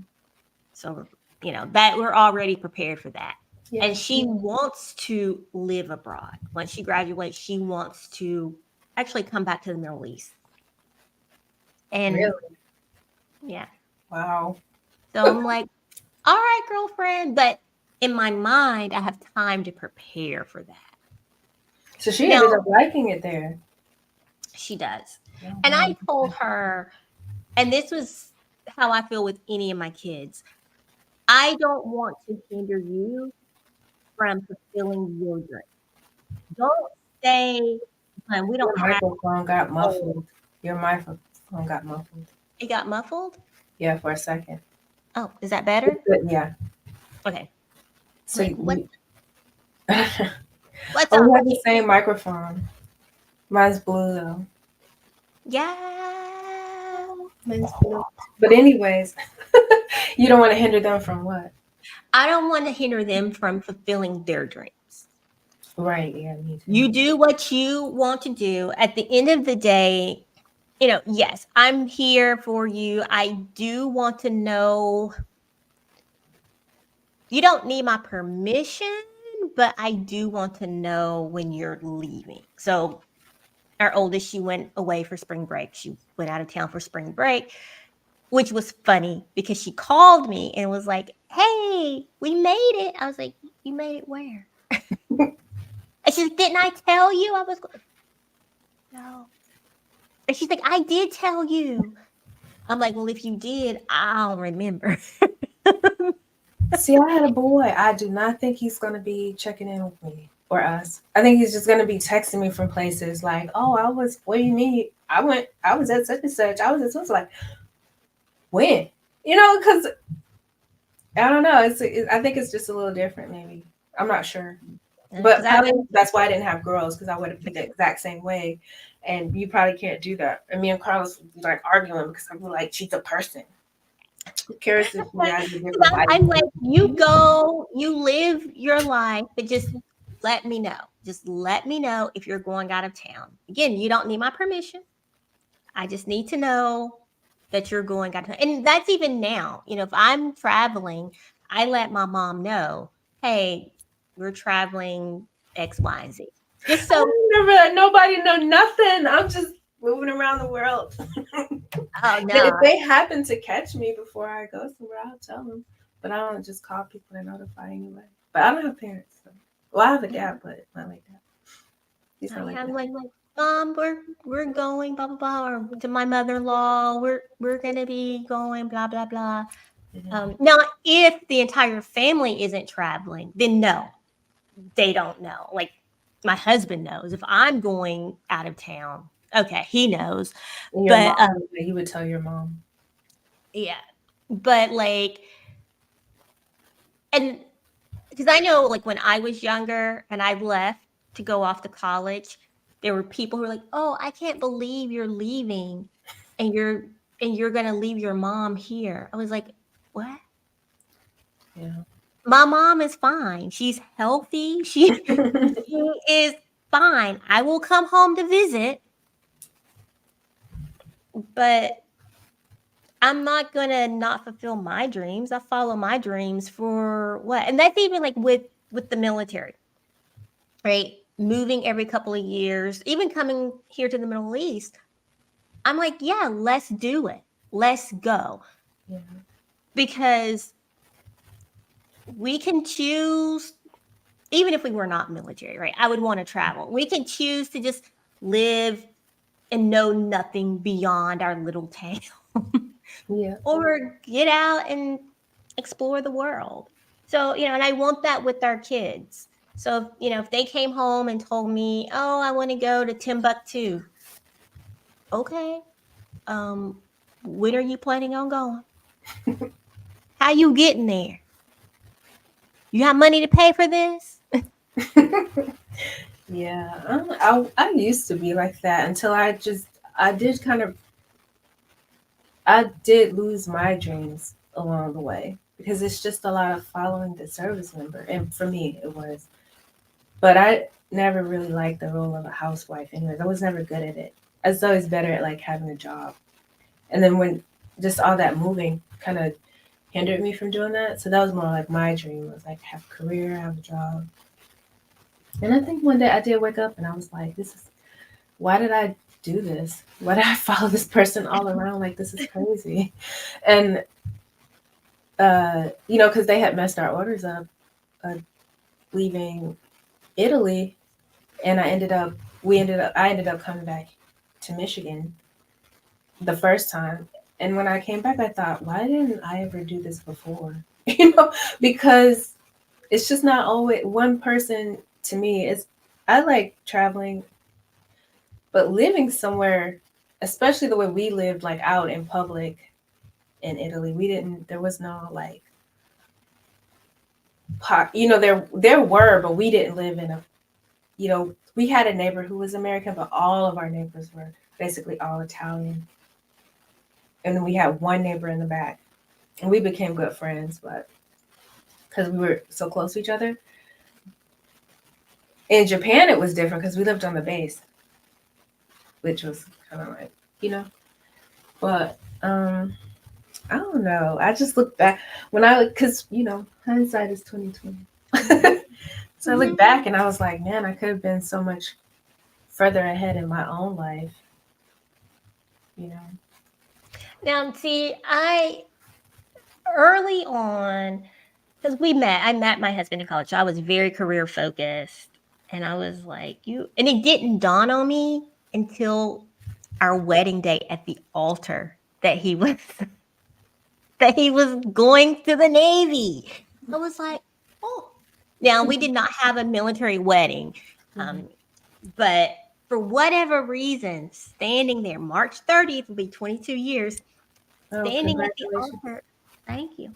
It dawned on me like, wait, military. But me being me, I was like, that's cool, whatever. Yeah. I'm gonna still do what I'm going to do. And I did, so my degree is in logistics and marketing. So I got a job every duty station that we had.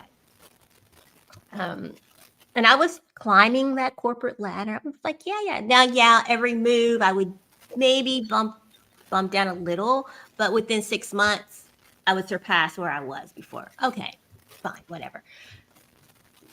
It was the kids. Once we started having kids, I was like, well, I don't know. I think I want to be home with them, but I never wanted to be a housewife. That was not my thing. Before we got married, I told my husband, I don't cook and I don't clean. Like that is not my thing. And I looked at every PCS, even every deployment as an opportunity to get to know myself better. And I was always like, even in Japan, right? Remember, I was tutoring. I used to tutor. So I'm like, okay, I was going to make my money. Yeah. I worked I did a lot of service work. So, and government positions, MWR positions, it's just kind of staying in that same service type industry, I guess. Like, I do like service. In my heart, I'm a humanitarian, but what I am. Yeah, Broadly, like broad humanitarian. Huh? You're not.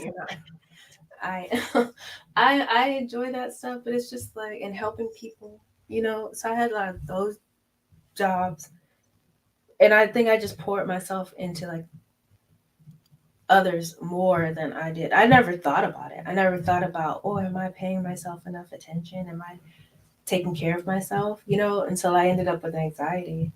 And I was like, I don't get anxiety. I don't have anxiety. I'm fine. But I wasn't, and then it was like. See, that's why you need to watch the anxiety guy. Well, I went through all that, and I unpacked a lot. I went through a lot. I've had my share of therapy and anxiety medication. I'm not on it now, but like toward the end of those 20 years, just I can't. Some women are doing this till they're in their 60s.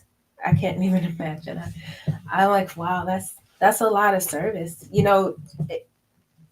and I think it's fine when it balances out and it's like service to self and service to people. But I find like a lot of women tend to just pour themselves out into the world and to their families, and there's nothing for them.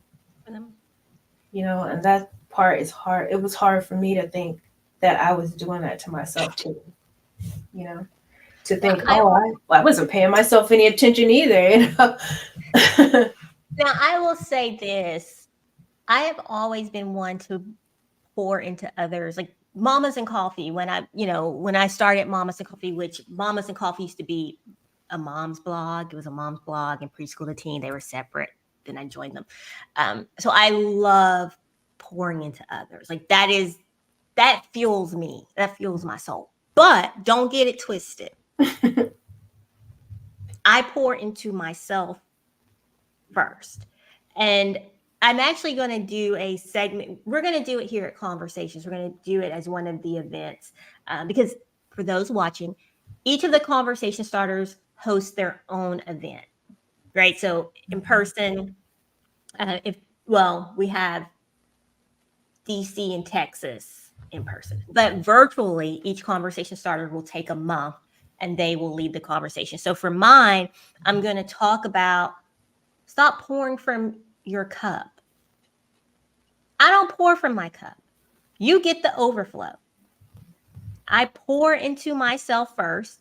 Granted, I'm having to reset my cup. It's no longer an 8 ounce. I had to take it down to a 2 ounce. That's a whole nother story. Mhm. But I'm like, you don't get anything from my cup. It's a constant overflow, and that is what I give to others. So I'm gonna take care of myself first. Now, talking about the anxiety, I'm unpacking a lot right now. Jada, It's hard. look, shut the back up. Right, because it's so much like self accountability. Because sometimes you just want to. Well, I know I would just want to blame other people, but because I don't always. I am very hit here and there with my cup. So sometimes I am pouring from my cup, and sometimes I'm pouring into myself first, and sometimes I'm not. It just depends on what's going on. But I have learned to monitor myself. And do I even need to be pouring right now? Now, this is a question I had to really grapple with. Since I was little, my grandmother would say to me, "You need to sit down somewhere sometimes. You're doing too much." And I never really understood what she meant, but she'd only say it to me like if I was really helping somebody or if I was, and I felt like I got it from her. I thought I thought that's what she was doing. Maybe, I'm not sure. But when I got older, I really, like after I turned 40, I really started to think like sometimes people say they need your help, but they don't. They don't. They need to figure things out themselves. They need to be an adult themselves, Mhm. and no matter how much they may want you to help them or save them, you can't because that's their experience to have. So, do I need to pour into this person? And then being able to say, no, I don't, and not feel guilty and not feel like I let someone down because we all have to have our own experiences for better or worse. This is something I had to, because you want to save. Well, I know I always wanted to. I don't want people to be in pain. I want to help them. I don't want them to struggle, or especially if I used to think, oh my gosh, I remember when I went through that. Well, if I could help them, I will. But sometimes you really could get caught up in dramas. You get caught up, you get burnt. You get, just kind of beat up in there trying to help someone who, it's almost like when you try to help someone who's drowning and they're just flailing around and you're trying to help them and they're knocking you out. You're about to drown too. The same. Do I need to pour into this? Well, look, I can't jump in and help anyone drowning because I'm like, I'll call for help because I can't swim. So, I'm like, This is a metaphor though. I know. But I've said that for this reason that when my cup isn't full, I can't stop and help someone else. Period. Ooh, who's calling you? I'm so sorry. Who's calling you? Well, I would say on the air, but we talked about it while my schedule's been off, where I've been going in the evenings. Oh. Calling. No. Huh? Oh. I said, do you need to go? Not right now. In a few. Not right now. But yeah, so with the metaphor of the person drowning, right? Like that whole point for me is I cannot pour. I'm not going to, when my cup isn't full, I can't jump in and save you. And over the last almost 3 years, I'll say two, probably. I had to be honest with myself. Yeah, 3 years. It'll be 3 years. The entire time, I have been the one drowning, and I was there for a while. Was still trying to pour from my cup. It did slow down a little bit, and I had to understand for myself and accept that again. The 8-ounce cup. Right now, I am able to pour or fill my cup and have the overflow, but that cup is not as large now. The cup is smaller. Yeah. because of, and this is as I talked to the doctor yesterday. So, because I'll be, I'm very transparent with my life story right now. As he told me, you need to accept. You are still in denial. You need to accept. Shut up, Nishita. Shut up. Let's just say when I got home, you and my husband got the business. I was in the bathroom going off. Nishita, Marcus, had a moment to myself and argued with y'all In your mind. In your mind, you're arguing with us. It's like, y'all think y'all know everything. Y'all need to shut up. Yeah. Yeah, that whole anxiety, depression, like that is, it will turn your life upside down. Yeah, especially if you've never really had it before, or you didn't understand what it is. It's like really hard to put your finger on it,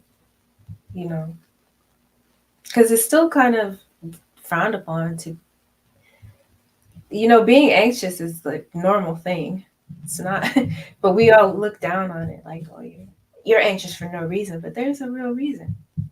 And then I think my anxiety was brought on by like, I had a near death experience, and I think where I wasn't ever thinking about, oh, I might not be here. It was just something that started in the back of my mind. It was there, but I wasn't acknowledging it.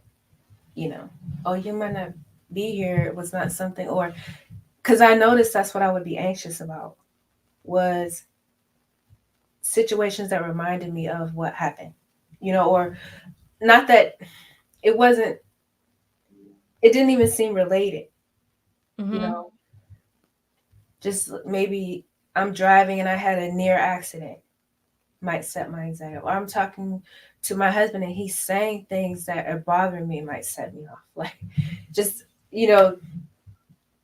anything that made me think about, oh, I don't want to be here in this moment, or anything, it could just set me into like a state of mind that could persist, just end up in panic attacks and stuff like that. But not me, I just didn't understand it till I started going to therapy. And then they unpack a lot of your life. And you're like, oh, so actually this is years and decades of this. This is just start. But before I was able to ignore it and handle it. And now I can't. You know what I mean? Like, I don't have the tools anymore to ignore that anxiety and push it away. Right? That was what happened to me anyways. Girl, look, as I told the doctor, I was like, I'm not thinking about anything. and like, I wake up, I'm anxious. It's all day, every day. And I'm like, Sybil, what is wrong with you? Because and I think we've talked about this before, right? You say, oh, you're anxious. I'm like, okay, yeah, you're nervous about a test or about giving a speech, right? Like, yeah, after the first 30 seconds, good to go. No. It was like pure panic. Me to leave the house. And as much as I love to talking to people, and even it is starting to improve some, and people are like, oh, but when I see you out in public, you're so pleasant and you're having such a great time. I'm like, I'm really not. Oh, I'm really not. Like, I am terrified. Like, I am anxious, paranoid, and just pure terror. But it's like, I've got to get out. And when I was talking to so the psychiatrist that I saw yesterday, again, look, this is we're real, right? So let's just be real. And he was changing my my dosage. He asked me, and I was like, to me, and we've talked about this before too. I'm like, I still hear a slur, and there's like the process seems a little slow. And for those watching that don't know, I had a stroke in 2020. Totally everybody. And it happened at my husband's farewell party. So if you're watching, you're like, what in the world is she talking about? Yeah. But anywho. And he was like, you are judging yourself. He's like, you have been judging. Shut up, Nashida.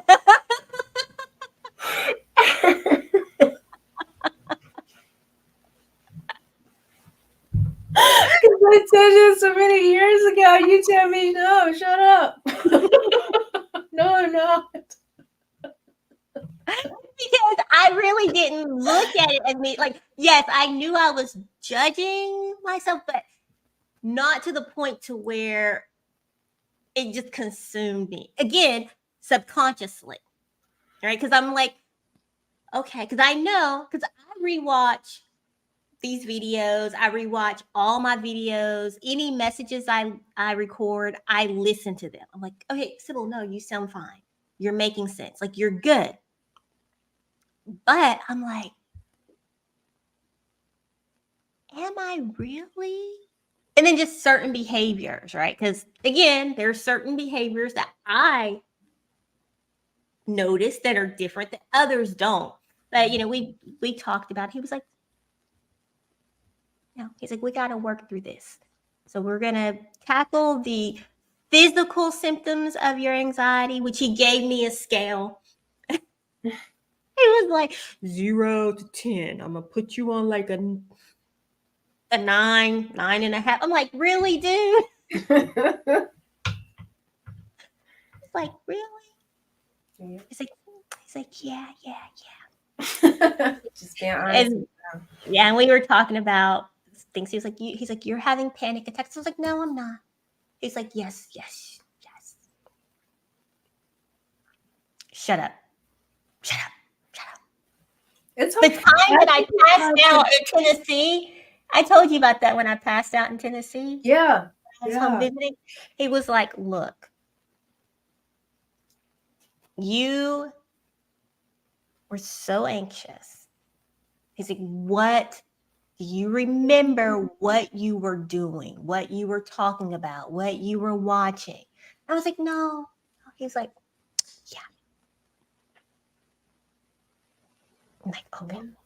Because I think it's like how, I don't know if you mind me saying this about what we talked about before, about anything we talked about before. Oh, I don't care. About how, to me, it's like you're at a party, you're minding your own business, you're living your life, and boom, this happens. And it's like your mind, just your brain, your mind, your body wants to survive. So now it's always thinking about that in the back of your mind. What if this happens again? How can we protect ourselves? How can, this is going on, this conversation in the back of your mind. You don't even hear it because because we don't breathe for ourselves, and we don't beat our own hearts, and we don't, like, we do, but we totally not conscious of it until your heart skips a beat. You notice that, but you don't notice every heartbeat. You don't notice every breath until you get breathless. You don't notice, your motor functions until, like, maybe your knee messes up. Then you'll be like, oh, my joint, bending my knee. But you've bent your knee 500,000 times, within that month, maybe.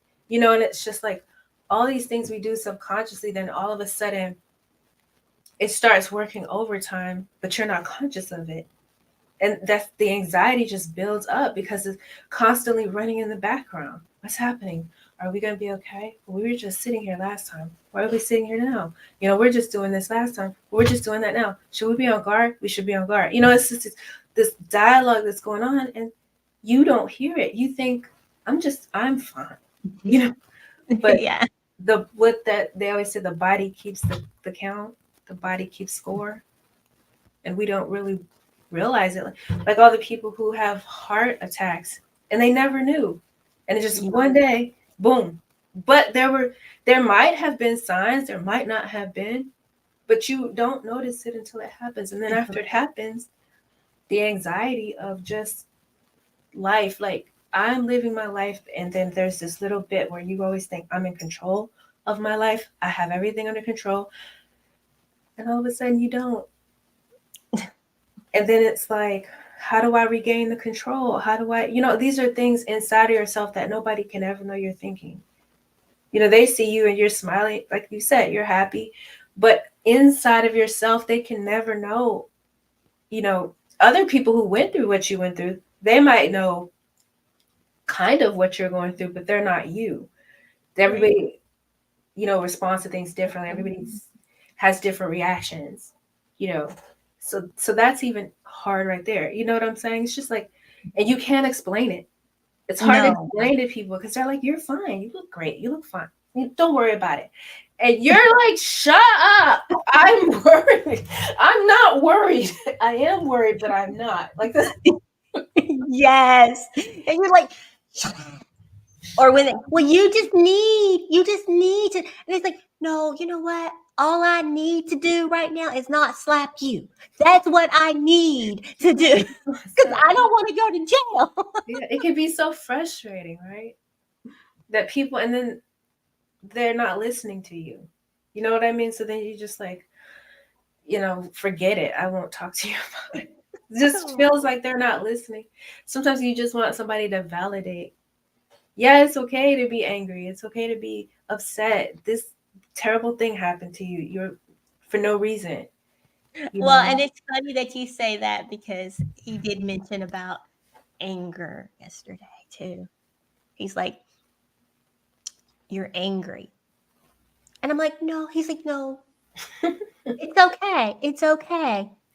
Because I was very honest with him about things. And he was like, you're dealing with anger and you need to work through it. Yeah. I'm like, oh, but it's, it's fine now. He's like, okay, but you still need to work through. Because you always say that. I think for me, I feel like there's such an expectation to be okay from other people. Want you to be okay because it makes them feel okay. Especially if they've just been used to you being okay their whole life. And when you're not okay, it gives them anxiety. So they want you to be okay so they could be okay, back to normal, quote unquote, on both sides. And it's like, there's this tendency to, okay, so this very messed up thing happened to you, but still be grateful because you survived. And I'm not saying that, I'm not minimizing the survival. I'm just saying that the feelings around it, yes, I am so happy I made it through this, but I'm still upset. I'm still sad. I'm still hurting, and I'm still angry. And I feel like as a society and in families, I feel like we would do better by just saying, be angry. It's okay. Because what do you end up going back and forth saying? Well, I don't feel good, but I'm fine. It's that. And who are you really talking to? Are you talking to yourself or them? When you say, well, I don't, I have anxiety, but I'm fine. I'm doing this and that, but I'm fine. And it's, no, you could just be upset. You could just be angry. You could just be in that emotion so you can feel it and work through it.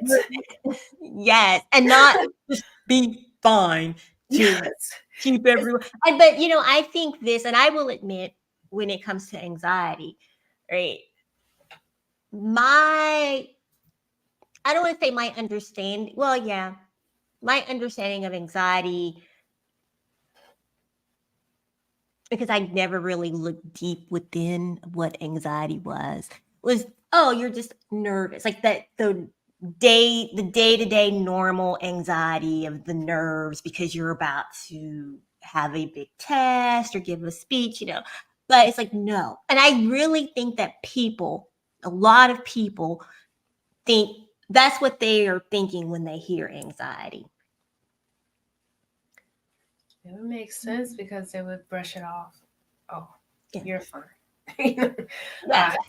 And my favorite thing, lots of other people are going through worse things. Like, okay, both things can be true. I can be going through what I'm going through, and other people can be having a worse time than me. Both things can be true, and I don't need you to remind me that. Right. Minimize my experience by comparing it to somebody I don't even know. You know what I'm saying? With this in the world right now. Right.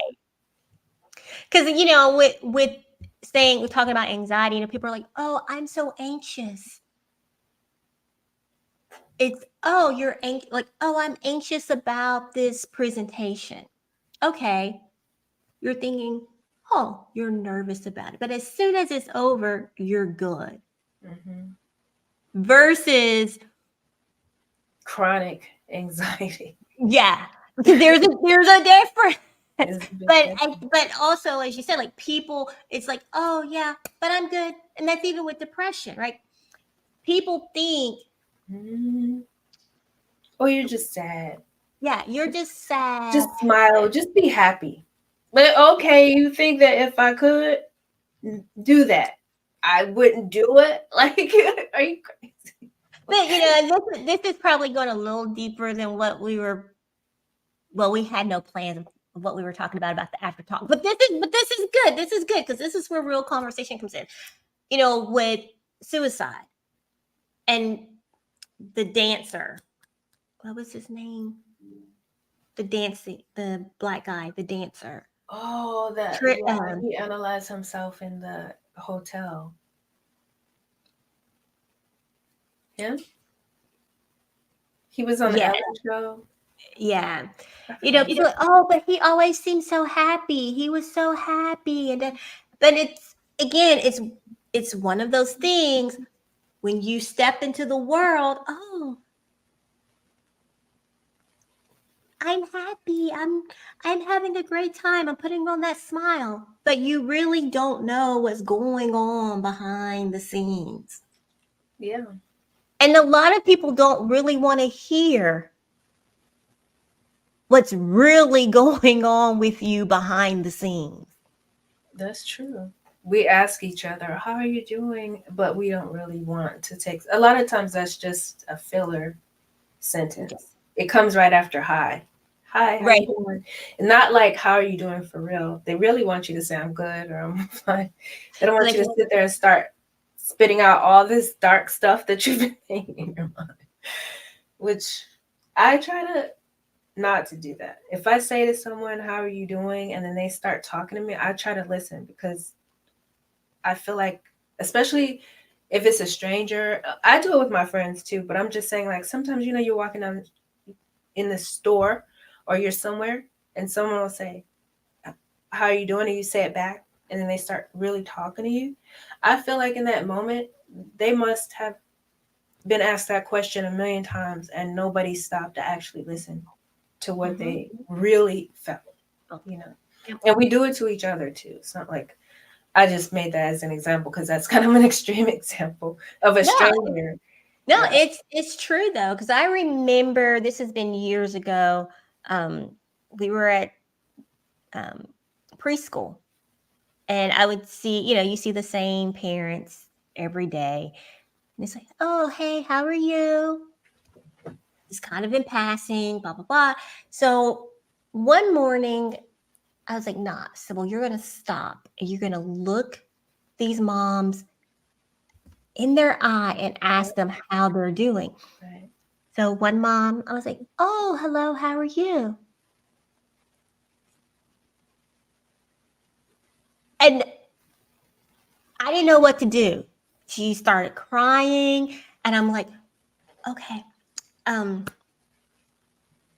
we can step over here because we had already dropped the kids off and there were, parents still coming in. I was like, hey, let's move over here. We chatted for a little bit. I was like, can I give you a hug? And I was not a hugger back then, right? So I'm like, give you a hug. This was right before we came to Japan, or right before we moved to Japan. And she's like, yeah, so we started going for coffee dates once a week. So once a week, we would drop the kids off, and then we would go sit and have coffee for about 2 hours, because the preschool was only a couple of hours, like 3 days a week. Mm-hmm. And we would just go sit once a week and chat. And it was, hey, lay it on the table. Right. And some days we laughed and had a good time. Other days we cried together. Other days we cussed together. Right. I always need that friend that cusses. Yeah. She could just let it all out. Because, hey, and that's, and Ashita, that was with conversations.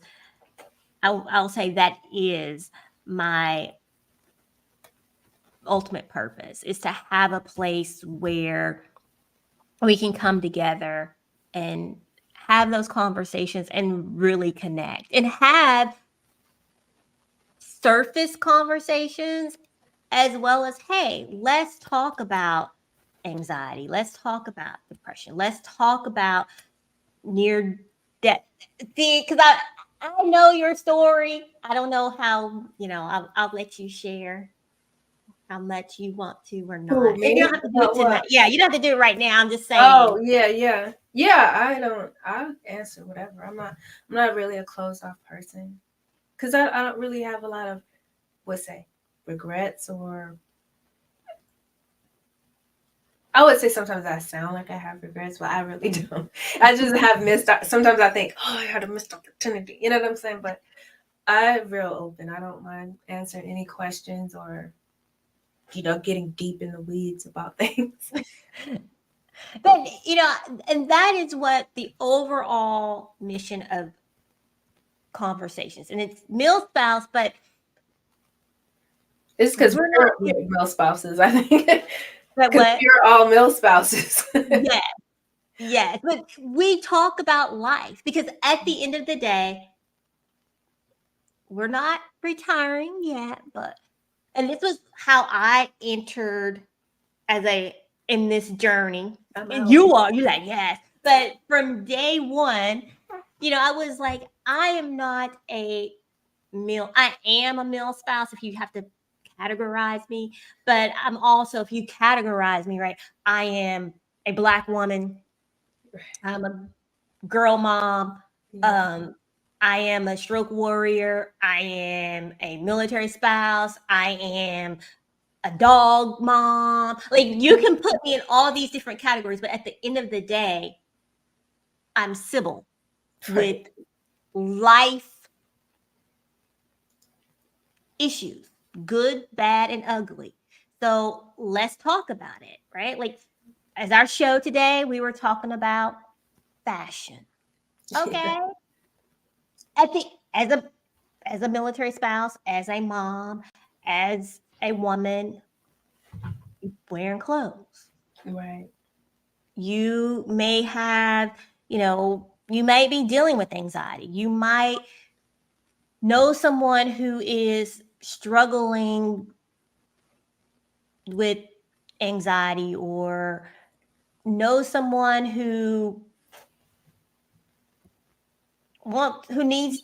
just needs to talk to someone about being a mom. Or maybe someone who just needs to talk, because sometimes, look, I'm not even gonna lie, I am that person. Well, I used to be that person. I'm slowly getting back to it. I'm that person who will just strike up a random conversation at the grocery store. Because sometimes, again, I'm getting better. I'm getting back into it. But back in the day, actually, no, because the doctor told me to stop saying that yesterday. Shut up, Nishita. Shut up. Shut up. You see why I was fighting you yesterday? I wanted to fight him. But right now, and I'm just kidding. I didn't think that was a good idea. I was like, I can't say anything to this So it's because me. You'll take it out on me. But and you and your Marcus, husband- you and my husband Marcus got it probably yesterday. because we say the same things. Yes. Similar. Yes. But yeah, I mean, sometimes you just need to talk. Yeah. You just want to talk or even just hear other people's experiences. And I think it's important to have these vulnerable conversations. Because again, I think in the if we were going to look at the military spouse space, but again, it's just that we're all military spouses, so that's why it's called Mil Spouse Conversations, to show the world that we do talk about life. Yeah. But I think so often we want to show up, not me, because what you see is what you get. Heck, I had a stroke at my husband's farewell party, so y'all know I just do what I do. Where sorry. Bad joke. But I think we need to show more realness, right? Not the prim and proper of, hey guys, this is what we do. Nah, man. This is who we are, and this is what we talk about. We eat Cheetos live on the show Yeah, and stuff our mouth. And I would say therapy is good because sometimes when you're talking to your family or your friends, like they see you through their own projections of who you are or who they think you are. You could have changed and they still will see you as the same person they know.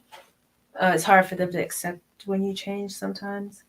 And sometimes the things you're saying is hurtful to them because they're involved or they were there when it happened and they may be internalizing some blame or some feelings. So when you say things to them, it might attack them a little by accident, you know? But when you're in there with the therapist, they really don't have any skin in the game. They don't, they're just listening to you and giving you objective viewpoints about what you're feeding them.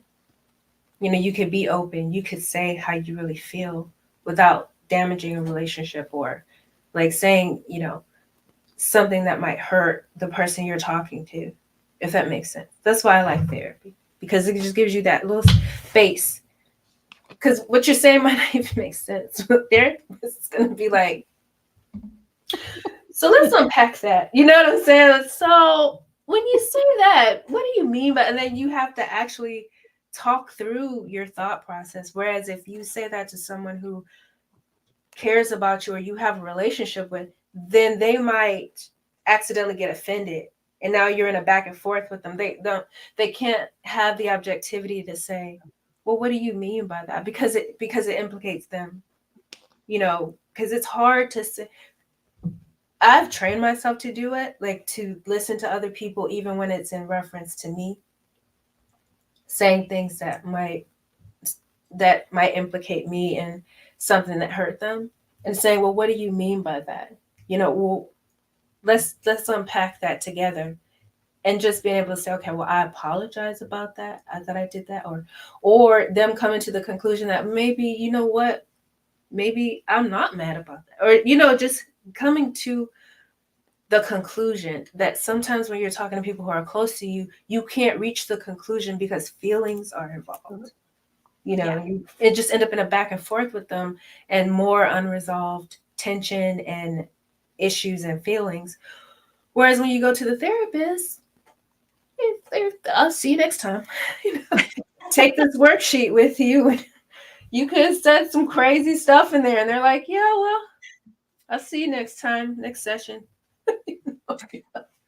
Yeah.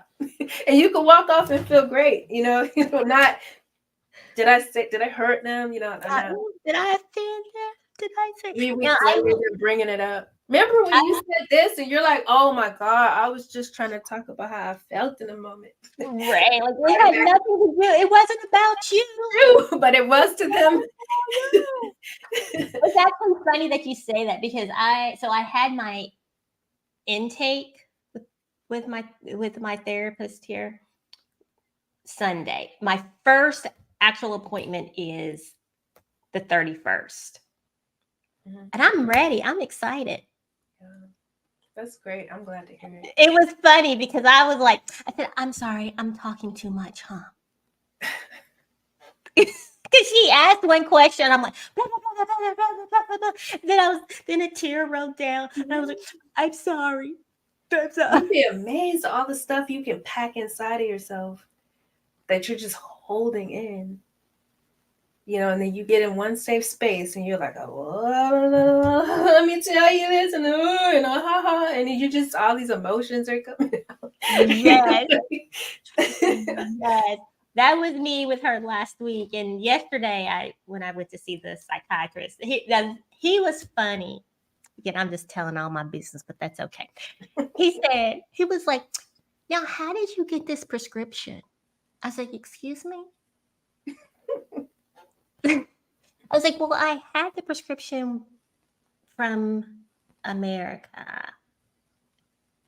And I still had refills. So he was like, okay. Then I'm like, did I do something wrong? I was afraid that I did something wrong. Why are you asking me like this? He's like, no. I'm like, okay, we're good. Because I'm afraid to answer because I was like, but you see right here, you can call. You can call. I promise. Yeah, that's also another thing about the medications. A lot of people don't like to take the medications. I always tell people that lorazepam and Wellbutrin saved my life, like on several occasions. But sometimes there can be a tendency to become addicted to it. That's what a lot of people get worried about. Well, I don't want to get on the anxiety medication or if sometimes they might be bipolar or something like that, they might say, with bipolar is a little different because it's more, I don't think that you can, I think that's like an ongoing thing. Like once you have it, I think. Yeah. But I do think that in certain cases where the anxiety is temporary, it's not like long-term, it's going to be with you forever anxiety. It's just that you have so much of it, you need to unpack it. And you can't by yourself and you can't with your family for reasons we stated previously. And it's like, I feel like that's where the therapy really helps you to unpack things so you can move forward. And the medication just helps you to bring your guard down so that you can say, let my guard down, because your guard is just up. And that's another thing to me that's causing the anxiety, that you're on edge. You're on a high alert at most times of the day, even when you're sleeping.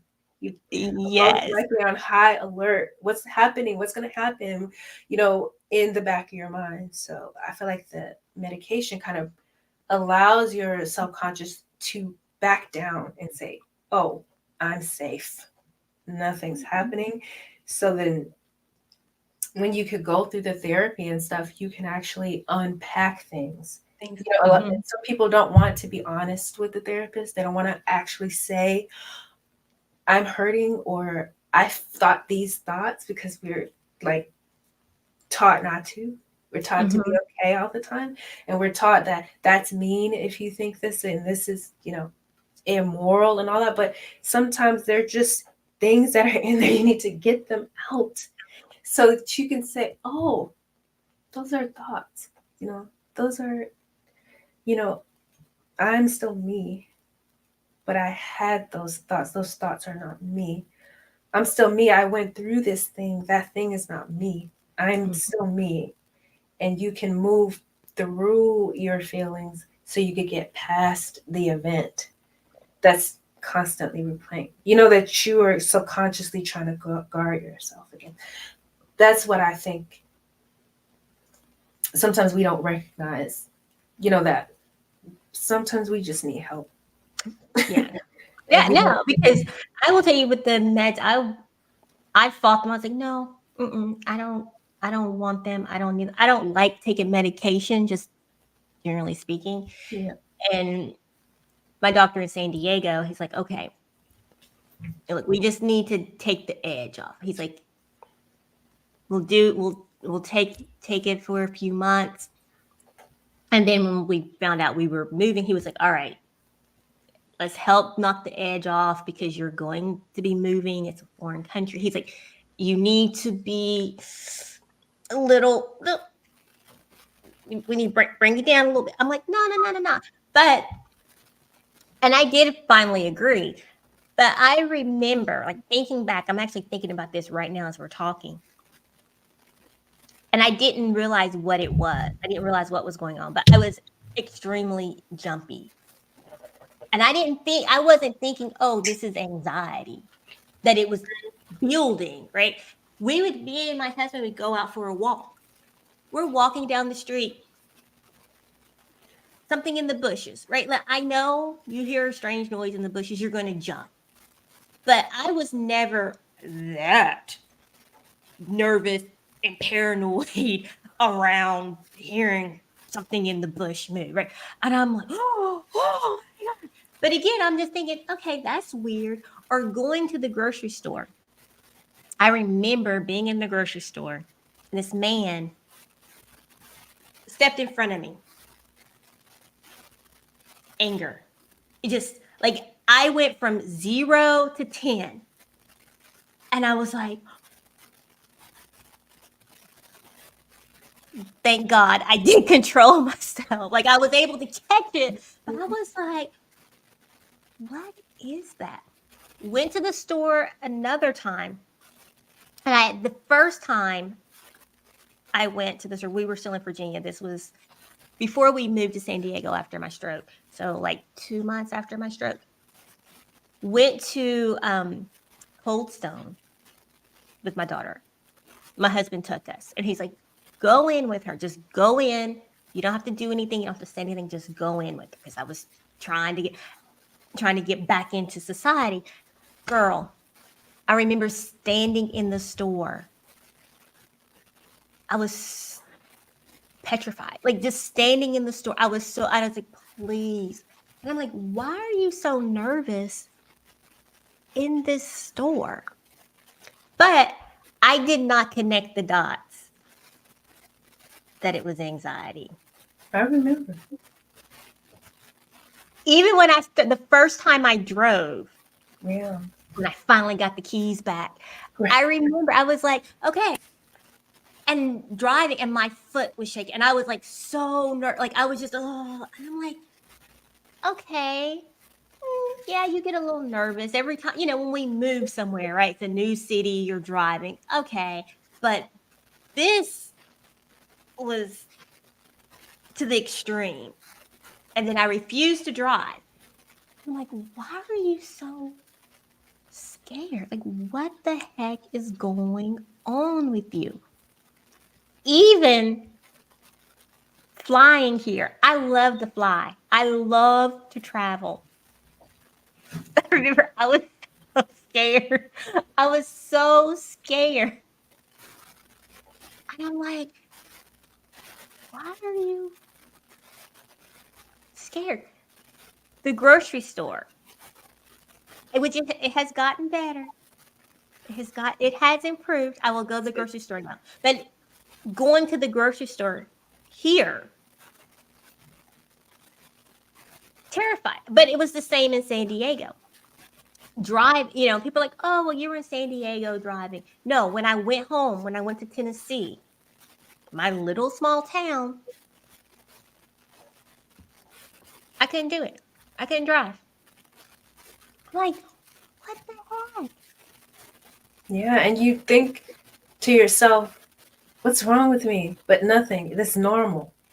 It's totally normal for your body and your mind to be reacting like that because it's trying to protect you just in overtime. We don't talk about this stuff enough.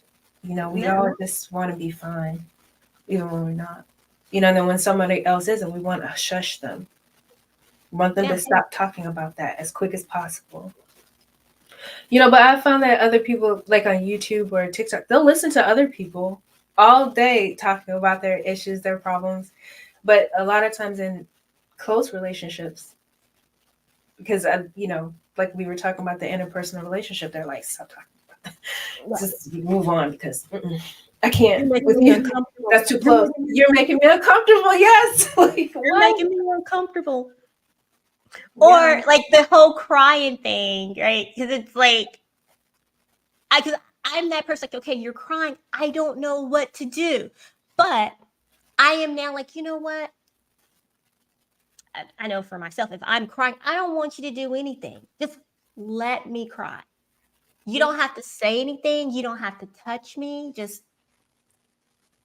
let me cry. So now if, someone starts crying and I'm talking, I'm like, just give them a tissue. Because if they want to talk about it, they'll talk about it. If they feel comfortable enough, like, and let them ahead. talk. Stop telling them they're okay, or other people went through this, or you should be great. Stop saying stuff like that. It's not helpful. None of that stuff is helpful. Listening is helpful, and just giving them those small nods of validation. And yes, I hear you, and I understand. If you have an experience, maybe you open up about it or not. If it's inappropriate, don't. But if it's appropriate, share. And just giving them that space to just to let loose, let it go. You know what I mean? Yeah, because I think most people, they mean well when they say, "Oh, get over it," right? Like they mean. I really want to believe, because I've said it. I believe it. I'm like, okay, well, yeah, you got to get over this. But when you're in it, that is not how it's received. It's not received with good intentions. It's received as, you're telling me, shut up. Stop talking. I'm tired of listening to this. Yes. The road to hell is paved with good intentions. Like, it's not, hell doesn't always have to be a place. It could be a moment. It could be a time period in your life. You could just be sitting there and, I do understand people are just trying to help, but just maybe rethink that. Maybe, I don't know. That's just my opinion. I know a lot of people will say, no, they're just. But to me, we're all adults and we learn things. Just learn not to do that. We are prone to do it. I think we're all prone to do it. I will admit that we're all prone to kind of try to get the other person to think outside of their moment, but they're in their moment. It's their moment. Let them have it. Like, you wouldn't walk up to somebody in the grocery store and take their turn in line. Well, some people would. Well, not the majority of people. You wouldn't just walk up and take their moment away. Like, it's their moment. Let them have it, for better or worse, whether it's a good moment or a bad moment, and not attach our feelings to other people's struggles so much. That, oh, when I went through that back in 2001, like, how long ago that was? Sometimes people have bad experiences, like with the medication, but like, okay, technologically, we've advanced. So a lot of the medications, they don't use the same, like penicillin, they don't really use that. They use other antibiotics. We've moved on, and sometimes I feel like people don't, they also, so I guess it's probably in agreement with what you're saying, that people will have good intentions because they also are pushing their own feelings down. They also are telling themselves these things when things happen. Yep. What are you looking at? I was looking at the banner. Oh. I was looking at the banner, and I was like, oh, is that my cue? Because I do have to go. Well, you go. So you can go do what you need to do and go eat your lunch. And girl, I'm going to bed. It's 9:30. Oh, oof. Do you ever do intermittent fasting? I realized I do that by accident. I don't even do it on purpose. I'm just not eating for long periods of time. Like, wait a minute, is that what it's called? Because I thought it was me missing meals. But anyway. Well, then I guess I do. Do you miss meals too? Yeah, I don't really eat lunch. Oh, really? I'm not really a breakfast person. And I'm not really a lunch person either. I eat dinner. I eat a breakfast bar now. I used to not eat. Yeah, I eat it because I come from the gym starving, and now I'm in this point where I'm just starving all the time. I'm so hungry all the time, you know. But you don't know. You're like, No, when I used to work out, I would afterward I would have ravenous, right? eat. Well, I would always eat 2 red vines on my way to the gym. Yeah, I like to eat candy after the gym. Oh, I ate it before. I will. I. So I drink a little bit of an energy boost before I go to the gym. But afterward, I do like to have some candy. But I do have to go. It was so good to talk to you. We should do this more often. Yeah, I'll have a little after tea. Little biscuits. Tea and biscuits. Oh, so now I'm gonna be singing that song, Biscuits. You know that? What's that name of that song about tea and biscuits? I don't know. Sing it. I don't know exactly how it goes. Something about.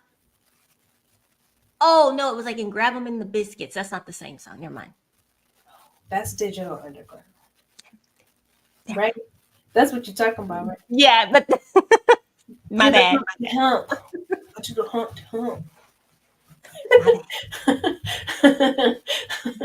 Just wrap it in the biscuits. White people to the Humpty Hump. I do the Wait, what is this? Girl, I am in a. They done put me in a group chat. Oh Lord. Okay, girl. All right then, girl. I gotta go. Alrighty. It was fun. See you next time. See you next time. Bye, bye, bye, bye, bye, bye.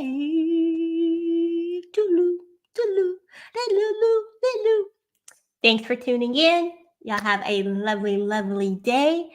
And be sure to come back next Wednesday, which is April the 3rd, 12 noon Eastern or 7 p.m. if you're in Bahrain. All right. Good night. Meal Spouse Conversations.